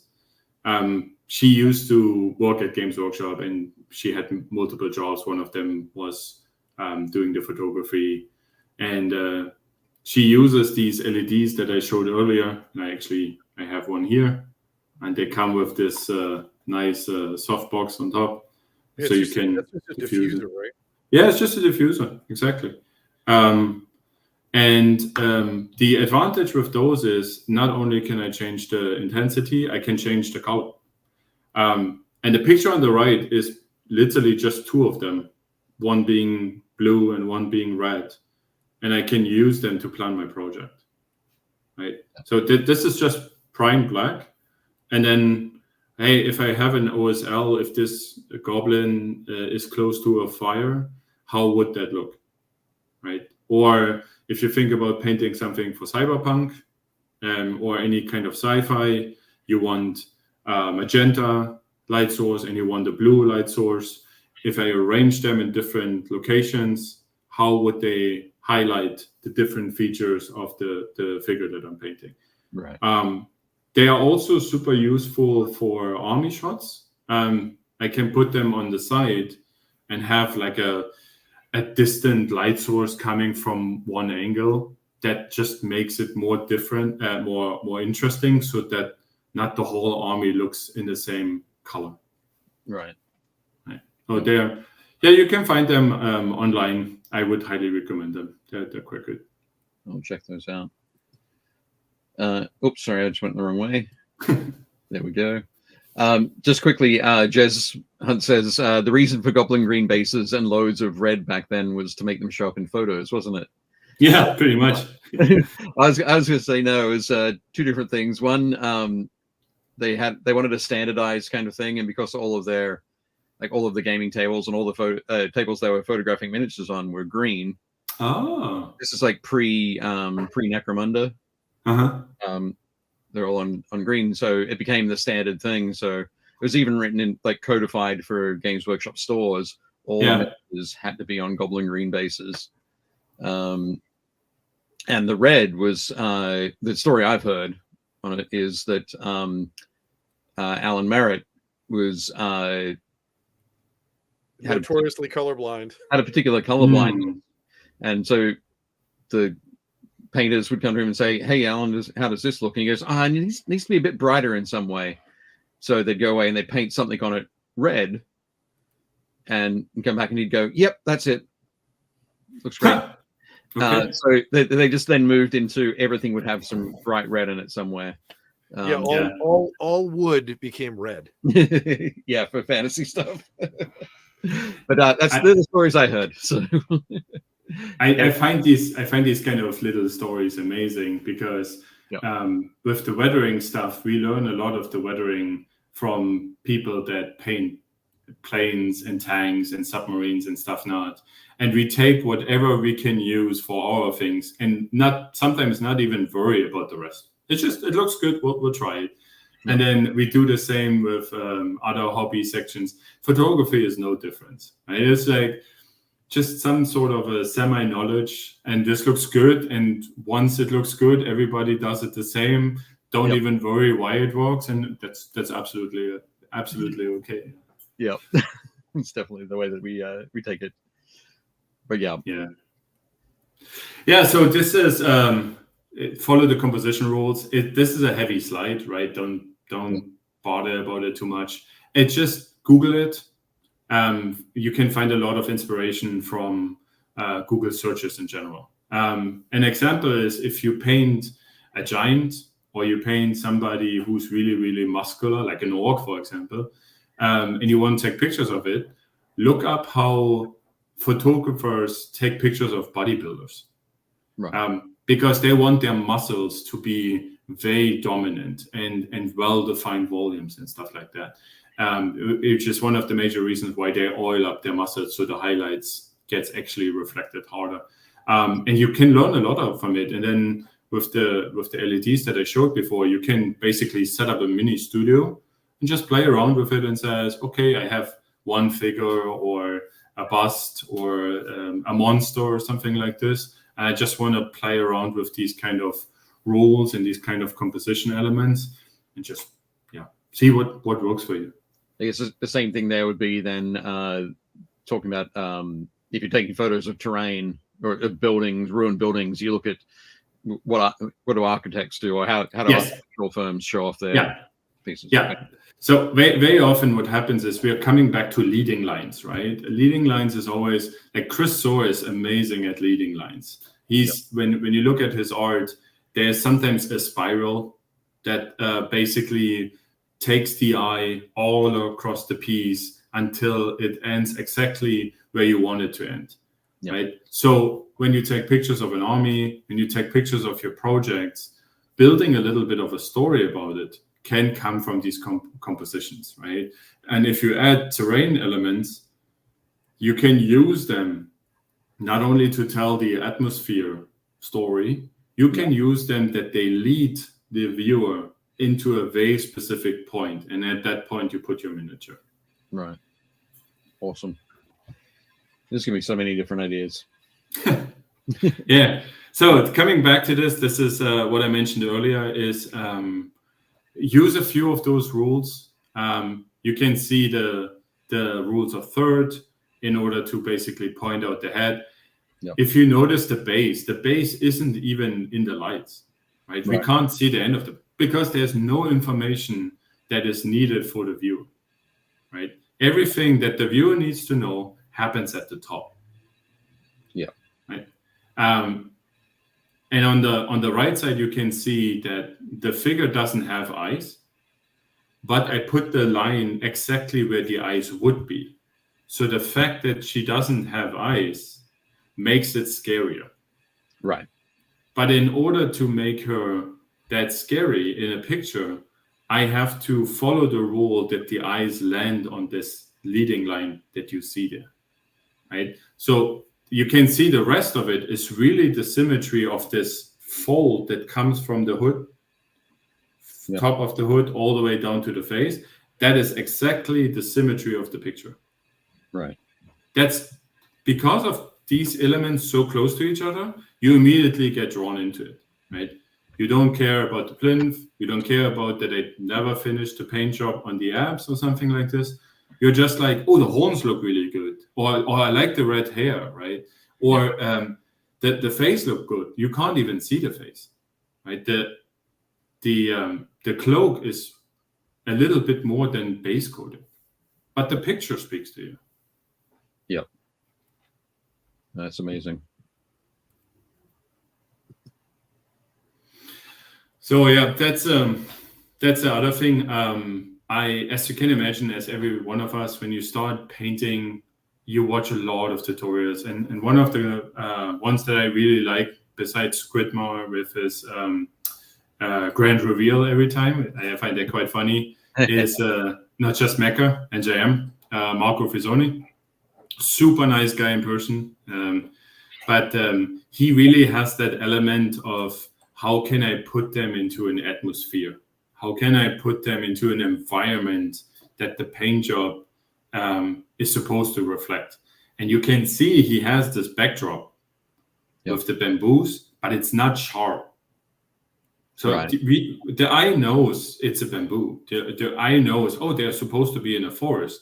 And because of that, it makes the paint job legit, right? It basically, if he would put a sci-fi scene around it, we would be like, why are they green? And why do they have bones and all those things? But because he creates this forest environment, nobody questions that and says, yeah, that looks perfect to me, right?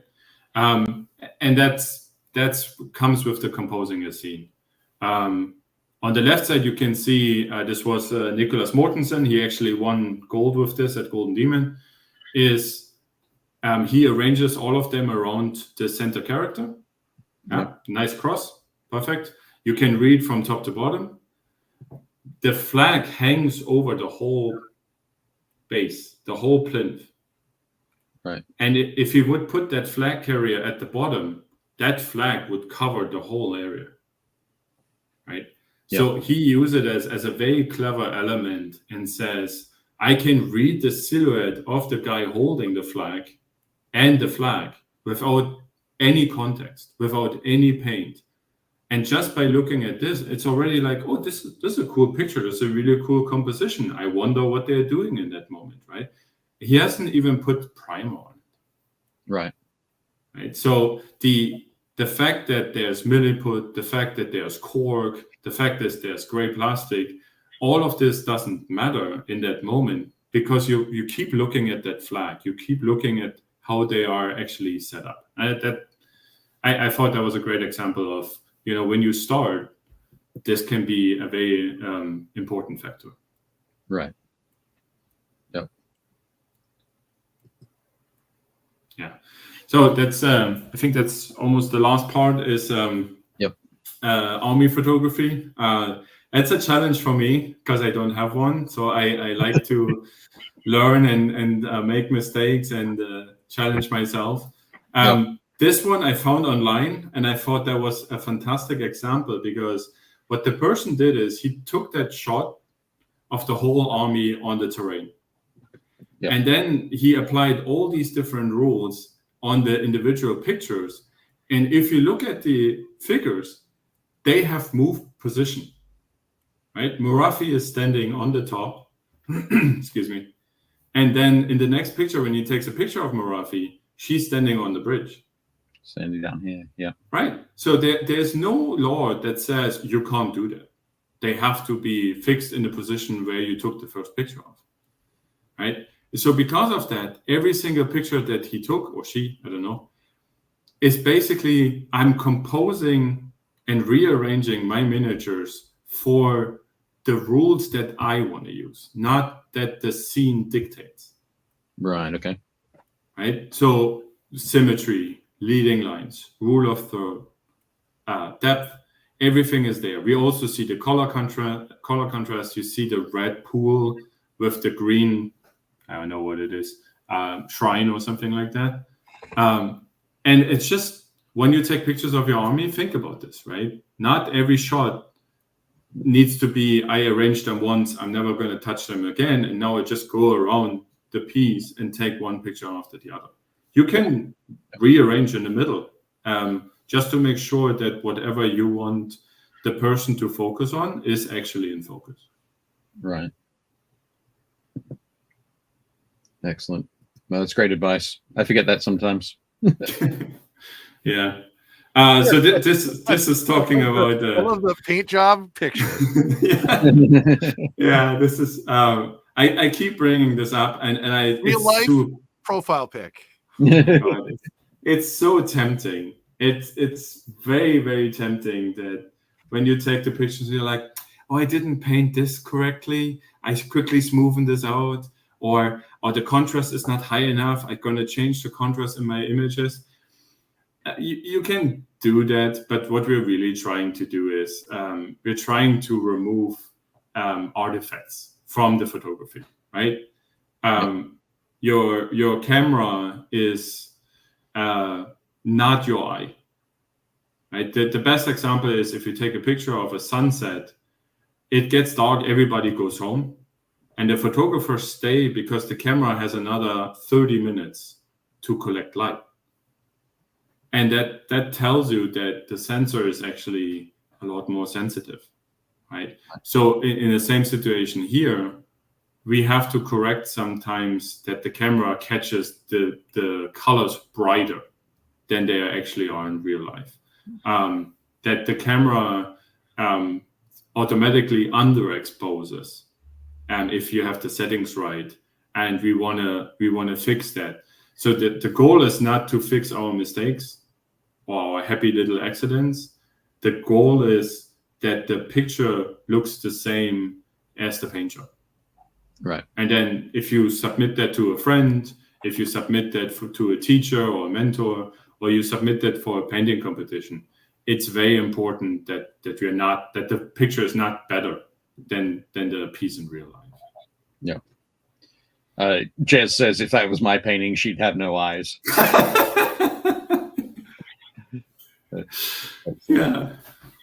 Yeah. So this is just a very simple trick, right? We saw this picture earlier many times. If you look at the left image, you can see that the eye automatically goes towards, hey there, what is this blue paint, and what is that orange paint in the back, and what does he have on the wall there, and not the actual figure. So take a picture. I use Lightroom a lot. They have a masking subject option. I just mask my object automatically, reverse it, and say everything is black, right? And then you see this on the right side. It's the same figure. I haven't touched anything else. But because the background is black, the eye now says there's no information for me in the background. I should focus on the figure because this is where I have the contrast now. Yeah. Right. So especially in the beginning, when you try to figure out where to set the highlights in OSL, how do they work, just blackening out the background with editing is super helpful. Cool. So yeah, we can skip over this one. I think we should. Well. Yeah. So this is a similar thing, right? We all have that issue that light bulbs are a general warmer yellow because they imitate the sun, and we want a warm environment. We don't want to be in a sterile environment, and we have to compensate for that if we take pictures. If you have a good painting lamp, it does it for you. But a lot of people use the lamps from IKEA, or they use painting lamps that they can grab. And just by having one of those reference cards that you can see there, just put it in the picture as you take the picture, and then you can say, this is white, right? And you can see on the left side, the image is way too yellow. And just by telling it and say, the snow is white, because I never painted the snow, this is just a product.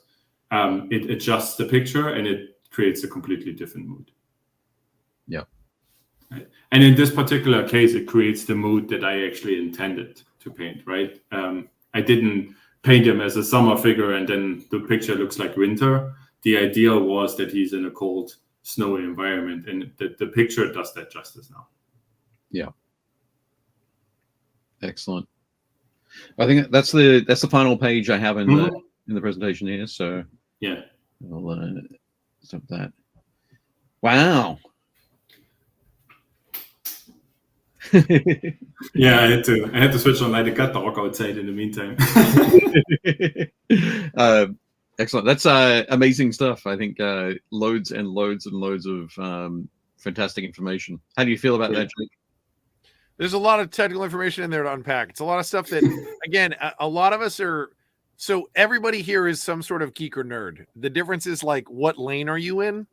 So a lot of us are pretty, like, I'm actually pretty tech savvy. I don't just like social media. I don't want to do anything digitally. But like whenever I take photos, so I just discovered the landscape feature and like how good it is a couple of months ago. I was at my wife's aunt's. I remember I was away at that wedding in California. Yep. So their yard is beautiful. They're on the side of like a hill, and there's like a mountain on the backside. And I was like, I can't back up enough to get the whole shot. And then I was like, oh, I can do a landscape. So I like put it on landscape mode, and I, just kind of like rotated at the waist and got the whole thing, and then, stop it. And then it just digitally puts it all together into a single image, and it looks incredible. And I was like, why didn't I use this before? So like now that I know there's all these settings you can mess with, and I never really thought about changing the content or the values for miniatures, even though my brain was like, every camera in a phone is designed to target and focus on faces. Yeah.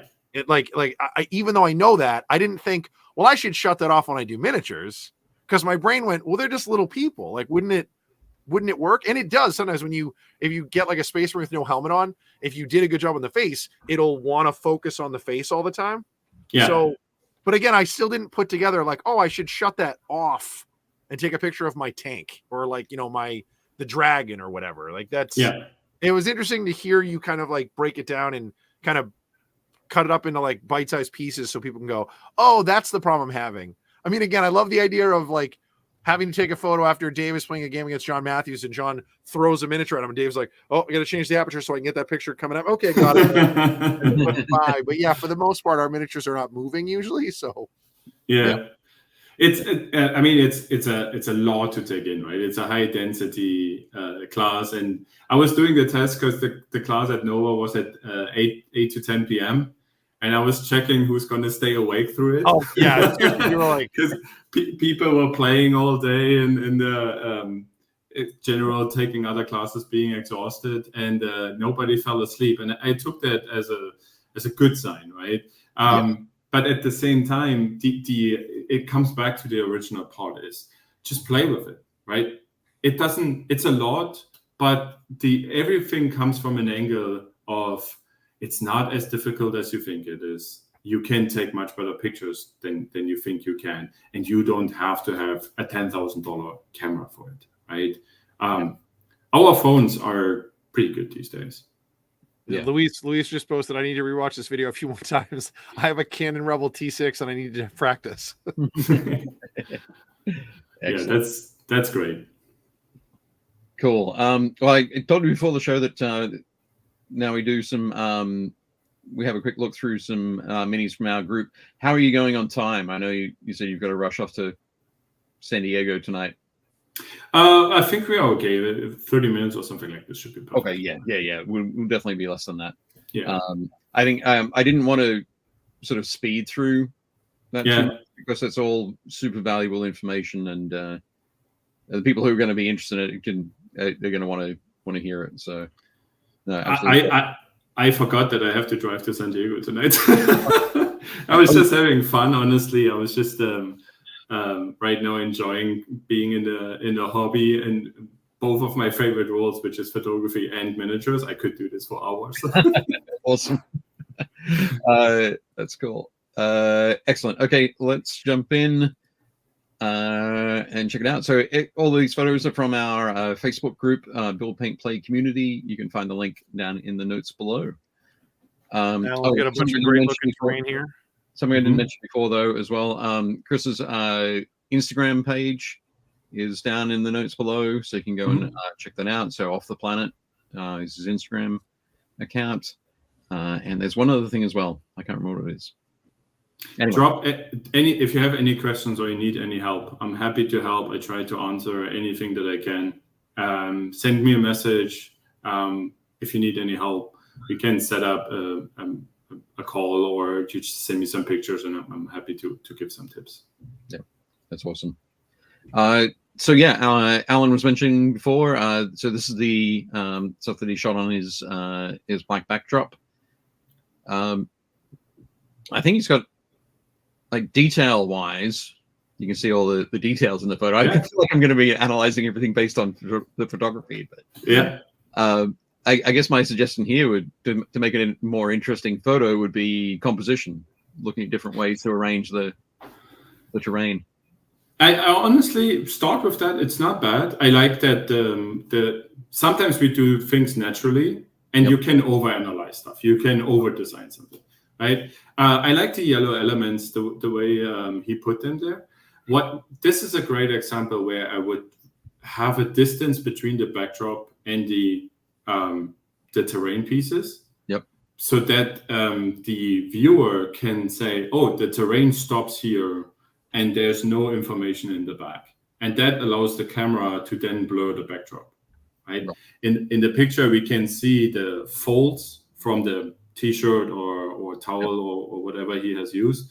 And you want those to be invisible, right? And by simply moving the terrain a little bit closer, you create that. You create that depth in the whole picture. You don't even have to rearrange anything. It's just immediately the picture is going to look better. Cool. Awesome. Everything is sharp. Everything has a certain depth. If you want to play with more elements, you can start checking different heights and mixing things up. Give it a little bit of space so the eye can read every single element individually. But honestly, it's a great start. Cool. Excellent. They're all painted really cool as well. Yeah. Yes. Yeah. Nice one, Alan. Excellent. Next up, we've got Amos. He's been working on some more BattleTech. Nice. Yeah. He's got a Mad Cat. I see an Archer. He's got an Atlas in there. Oh, I was going to say Atlas. That's the one in the back, right? With the the one with the skull head. Yep. He's got a Warhammer. He's got a Marauder 2 is the big one on the right that looks like a crab. I think that's a Hitman in the front on the right, and I don't know what that's a clan mech on the left. I don't know if that's a right. I don't know what that is. Yeah. It could be an Uller. I don't think it's an Uller, but yeah, that's fine. Cool. Yeah, I keep avoiding those miniatures, but I really, really want to get some. We got Dave on board. Like the minis are super fun. They paint up really nice. There's so much texture on them. They're really, really easy to paint. I'm loving this watermelon paint scheme. Like, this is great. Like the green with the orange, the pink inside. Like this is super cool. Yeah. Great. Yeah.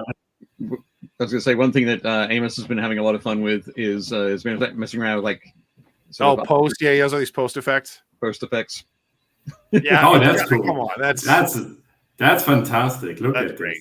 This. Yeah. So these guys are wading through a sort of coming ashore, I guess. Yeah.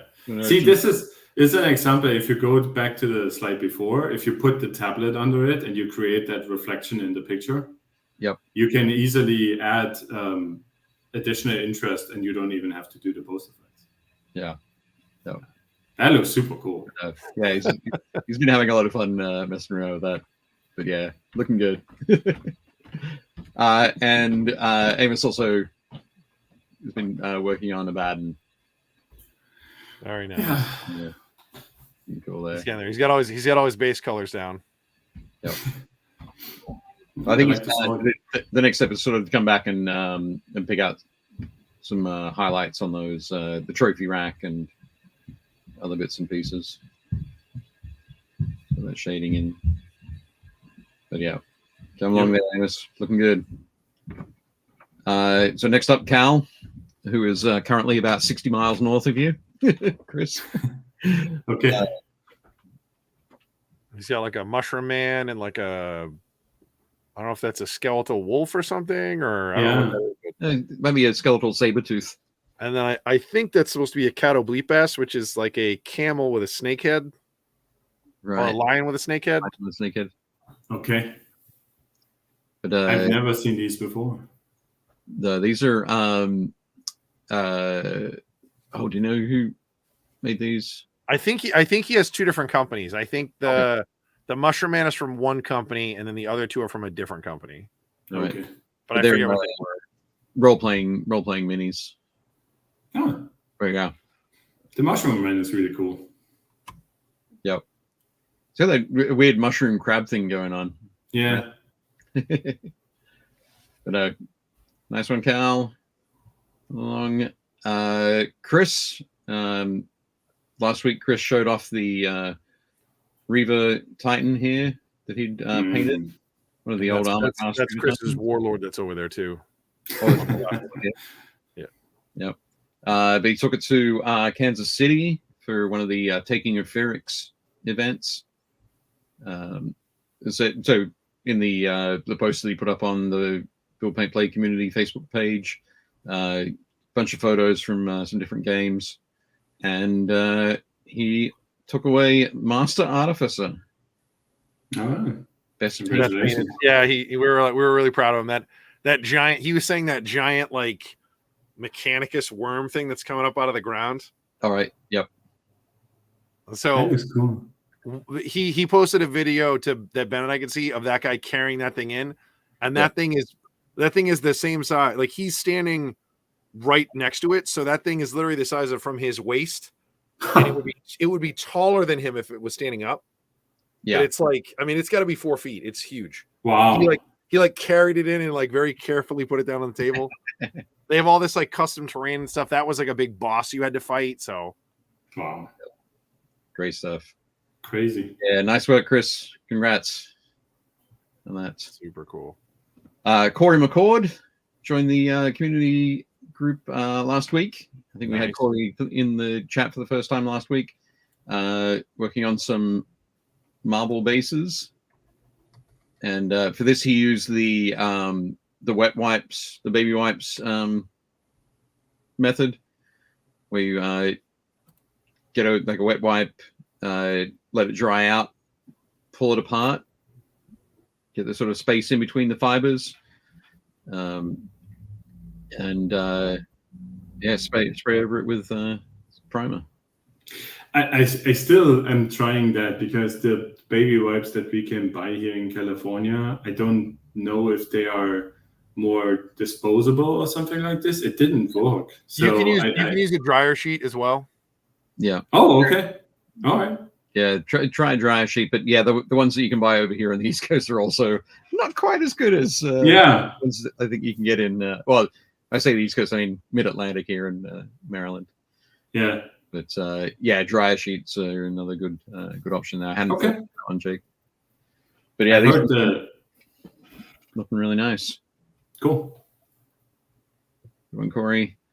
Hank posted a couple of photos. There was a spray team event last weekend. Nice. Which is great. Chipping away. Yep. So these are all set up for the way that GW has their 40K terrain now, where it's all very standardized. And this is the first set of 5. So I think this is 10 tables worth. Wow. There's another 4 sets of this that have to be done. But the team did another spectacular job. Again, getting some great contrast and texture in there. How long does that take for 10 tables to do So that would have been 2 people working on it over the weekend, over like Saturday, Sunday. In January, I expect we'll probably have like, well, I'm not sure how many people were there over the weekend. I think in the background we can see another set that's being worked on. But yeah, over the weekend, 2 people could definitely bust out 10 tables. One of the fantastic things is in one of the first spray teams that I went to, somebody said, "Oh, this terrain needs something else, just something else to help it pop. What do you think, Dave?" And I said, "Well, if we did some like gold banding around it, it would look great." So that, of course, then took a lot of extra time. And for the last 4 years, I've been razzed for gold banding. But all of these buildings have little sort of inscriptions, or raised lettering, like Fidelis and stuff like that. Yeah. And whoever painted these went along and painted that in gold. So, okay. Now in the future, we'll have to go and paint all of those words gold. Not me. Not me. I'm not doing that. But looking great there, spray team. Nice work. Very good. That looks cool. Yeah, Sulin is from Taiwan, and has been working on some Mechanicus. Yep. So I think last week or the week before we had a fantastic the cast. Oh no, what is it? What's the big one called? Thanatar. Yeah, Thanatar. So yeah, this is a Thalax to go with that. But again, some fantastic paintwork there. Yeah, it's a nice red. And this is the rest of the commission coming along. He's got that. I always forget the name of that tank. That Triaros. Oh, the Triaros. Yeah, it has like the weird like hose assembly at the front. Yeah, which looks like a plow, but it's not. It's a bunch of hoses that are supposed to spray stuff. I think it's a that's where the force field, like, it has a flare shield at the front. So, okay. But yeah, coming along nicely. So then, Jeff Smith. Jeff's been working on another commission piece, so a whole bunch of Sisters of Silence. I can't remember the name of the Custodes character in the center there. But yeah, so photography wise on this one, Chris. Yeah, it's a really good start. I like the symmetry. You can see that the centerpiece. Don't ask me names, but the centerpiece, and then to the left and to the right, it's almost equal. I think if you start dark and put a light in the middle, again, back to the painting lamp from the front, it looks like that the painting lamp is a little bit behind it. And you can see that the last row, all the gold pieces, they light up really strong, right? Right. Yep. If you move that lamp to the front, you want the front to have light, and then it fades in the back as the information gets lost. That avoids that your backdrop catches so many reflections. Okay. Right? And and probably remove a lot of shadows from the weapons. The shadows as well. Exactly. Yeah. So it's a super easy fix. I think the angle is actually good. I would go slightly lower, but honestly, not a bad start at all. I think the composition is great with the different colors. There's something to see. Just move that paint lamp to the front, and then you can immediately see the difference. It doesn't take much, honestly. Cool. Excellent. But that looked great, great, Jeff. Really nice. Jeff is also working on a repulsor here for his wolf spear. He said he was impressed with how well ours did, Dave, so he decided to add one. Well, he sent me this photo and said, I'm naming this Dave's Bane. Because Jeff and I have played a number of games, and he knows that this will be pretty nasty against me. But I sent him back a little gif of somebody like tapping their head. I was thinking, it's kind of like me saying, "Hey, I'm living in your head rent free." But of course, like Jeff's response was, "What does that mean?" now he has to. He's still watching the show, and he knows what it means now. But no, it's looking great there, Jeff. Looking really nice. I think the particularly the hazard stripes are looking great. And I think once you've got everything on there and you do a little bit of weathering and chipping on those, it'll definitely look the part. Yeah. But yeah, awesome. Yeah, as Joe said, hazards are crisp. Nice work. Justin McCoy. Justin's still working on his Happy Monk here. But this is a great example of how he's sort of messing around, working on what he wants to do for the background and what shapes to use. He's got some nice shrubbery. Yep. Yeah. And he already moved it from the center to the left. And if you look at the rule of thirds, he's hitting exactly that line. Right? So, yeah. He's got that line there and this line on the lower third there. Yeah. And then the box. Yeah, it's actually, you can do either way, right? You can move the figure higher. Yep. And then it stays on the top line, but you can also move it lower and say these 2 parts or 2/3 stay with backdrop information, and I want the figure to focus on the lower part. Play around with it. Yeah, it's great. Absolutely fantastic. Yeah, looking really great there, Justin. I think Justin hasn't posted it on the Facebook group yet, but is at the next stage with the backdrop. But yeah, we're excited to see this keep coming along.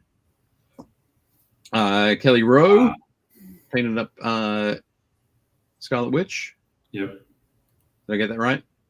Yes. You got it right, Dave. Awesome. Jake always likes it when I get it right. I'm happy because if you go back and you start watching us a year ago, anything that's not Games Workshop or like one of Dave's like obscure 19 miniature games, he doesn't know what it is. Like you have to go. The person painted a red, I guess, witch or wizard or something, and you're like, nope, that's Scarlet Witch from Marvel. No. Yeah. He's come a long way. I'm really proud of him. Awesome. Yeah. It looks really cool, and as also I like the figure. It's a Scarlet Witch is a cool character, and I think she's coming along quite nice. She's really hard to do and make her look great because she's basically 4 colors, and it's like, okay, so she's skin tone, and then she traditionally has like red or auburn hair, and then she has her like bright red suit, and then she has like either pink or like a very pale like off red sort of her like bodysuit she wears under it. And if you're not careful, it always looks really cheesy because you're like, oh, I only have 3 colors and my reds don't really line up. So it's a lot harder to paint this model than you would think it is, and Kelly's killing it. So yeah, I actually I would experiment with the picture and put a purple or a dark red background. So you create if you watched Doctor Strange 2, she's always in an environment that is very reddish around her, right? So instead of going for a green backdrop, I would actually try and stay in the same color so that you don't know where she starts and where the backdrop begins, right? And that creates a little bit more of this witchy, mysterious kind of feeling. Alternatively, use a dark background. If you use a dark gray, the red really pops out. Nice. Yeah. Excellent. I love as well that the angle for this photo, the reason I chose this one out of the group that Kelly posted, was that the hands. Oh yeah. Between her yeah. So it's kind of almost hitting that perfect sort of golden angle. Yep. But yeah, nice work, Kelly. Looking great. More photos of airbrushes from Luis, but we had some great questions. So definitely go and if folks were asking about airbrushes last week, go and check out Luis's post from this week and find out. I think he gets all of his airbrushes from Mr. Hobby. So definitely check those out. And there's, of course, one there with the trigger, Jake. That's I prefer that. Your preferred approach. But yeah. Excellent. And Luis is also working on the Imperial Fists Legion Praetor. Yeah, it looks good. Yeah, such a great model. I mean, Luis does sub-assembly, so when he's done, he'll put the whole thing together. Mm-hmm. It's looking good. I've seen some of the other pieces. Yeah. looking great. I'm loving that yellow in there. Yeah. Yep, that looks great. Beautiful work, Luis. Oh, we had that from last week. We Sorry. did. It still looks awesome. Still looks Yeah. awesome. Nice work, Luis. Moving on. Sean has been away for a few weeks, so coming back posting some great stuff. I'm assuming that's Malifaux. It is Malifaux. Yep, it is indeed. It's a crazy. It looks like a girl riding a stuffed dog. Yeah, I was gonna say I think it's a like a stuffed rabbit, but I could be wrong there. Yeah. I was thinking these were ears, but they're not. These are nubs here. Okay. But there is a character in this faction which is like a big stuffed bear, teddy bear, just like Mr. Chompy or something like that. But yeah, I think this is looking great, Sean. Very nice. Nothing says Malifaux like a steampunk. Yeah. I like that. I like how the bike goes over the rim and it breaks the fourth wall. That little detail already makes it look super cool. Yeah, that guy's great. I love enjoying the sort of the coloring here on the tank. The bronze, the brass like water tank. Yeah, sort of really dark weathered look. Yeah, but yeah. As just said about the previous model, that's excellently strange. It is, but nice work, Sean. And Sean's also doing some work on an old world dwarf army. So he has the mining cart from Battle for Skull Pass. Yeah. I was gonna say that model's old school. I remember that. Well, I don't know if it's old school. Well, I mean that's Warhammer, which doesn't exist anymore. So. It's like Warhammer 6th edition. Old world, but yeah, old worldy. But this is a cool conversion of that Sean's done. So does it have to have a green base and a blue background line? Not anymore. No, they can go hog wild with it. There we go. Awesome. Steven's painted up this crazy ancient giant. That's the word. It's a Ralpartha Hill Giant. Ralpartha Hill Giant. This is one where I think the miniature kind of suffers a little bit because of the old 80s miniature casting technology. Yep. So a lot of those gangly arms are just pushed and legs are pushed in really strange. This model drove me nuts. I remember I never ordered any giants from Ralpartha until a couple of years later when they were able to do multi-part kits. Right. And you would super glue them together because this giant is literally in 2 dimensions. Yeah. If you turn him towards you, he's standing like this, like his left arm is up against his body and his right arm is like this over his head. So he's all in 2 dimensions. It drives me crazy. Yep. I find it fascinating because how do you take a picture of that, right? So if you look at the club and you look at his nose and you look at his elbow, it's one line. Yeah. Yep. If you align that line with the corner of the picture, it becomes a leading line for your model. Right. So even if the sculpt is maybe, old school and not the best one, taking a picture of it in a composition can be very, very interesting because you either want to avoid specific angles or you really want to enforce it. Yep. Absolutely. I just say I'm loving the sort of the purple undertones. Yeah. Going here. It just really gives the feel that this side is sort of leaning towards the shadow and the light is coming from the other side. Yep. But yeah, nice work, Stephen. And next up. Now these models are great. So these are Ralpartha Dragon Men. So they didn't have the D&D license at the time, and everybody wanted Draconians. So they couldn't call them Draconians. So they're just Dragon Men. Okay. Awesome. Cal's suggesting that that the previous giant was maybe late 70s. Oh yeah, for sure. This is wild. But yeah, these Dragon Men are great. I'm loving the work you've done on the armor plates, Steve. Yep. Nice nice color tones between the red and the blue. That looks cool. Yep. I like those. Looking really good. Awesome. Well, I think that's it for minis from the Facebook group. So it just remains to reveal who we've got on next week. Our guest for next week is Ash Buckler. Ash is back. More time. More time. Yep. We're going to be talking about the Dam 25 project, which was Ash's attempt to go through and play all the scenarios for Mordheim using original miniatures from the era as he played through during the year. I think because we're approaching the release date or the 25th anniversary of Mordheim this month, I think. So next week, November 5th, we'll have Ash on. I'm actually going to be driving that day, so I might tune in. Cool. I find Mordheim fascinating because I didn't hear anything about it until a couple of years ago. So to have somebody talk about this for 2 hours, I'm definitely going to listen to that. Excellent. That'll be really good. Fantastic. That's where we are at.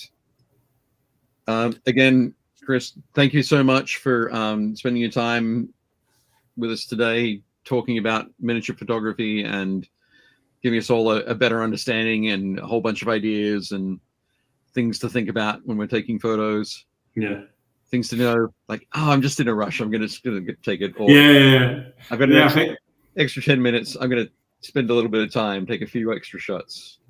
Yeah, thanks for having me. I really enjoyed it, and I like the community. So again, if anybody has any questions or any issues they can't figure out stuff, then by all means send me a message. I'm happy to respond. And I'm looking forward to see all these cool paint jobs in cool pictures online, so I can doom scroll for another extra few hours every day. Awesome. Fantastic. Thank you very much, everybody, for your excellent questions and great thoughts. Thank you for sharing your miniatures in our Facebook group. Jake. Dave, you got us teed up. A huge thank you to the Army Painter as well for sponsoring us. We appreciate that. Like Chris said, if anybody needs anything, his contact stuff is down below. You can also follow him and check out his stuff on Instagram. Chris, I guess Dave and I will probably see you at Adepticon, I think is probably the next time. Yeah, I'll be there. Yep. And I'll be looking forward to seeing your photos from Monty. Oh yeah.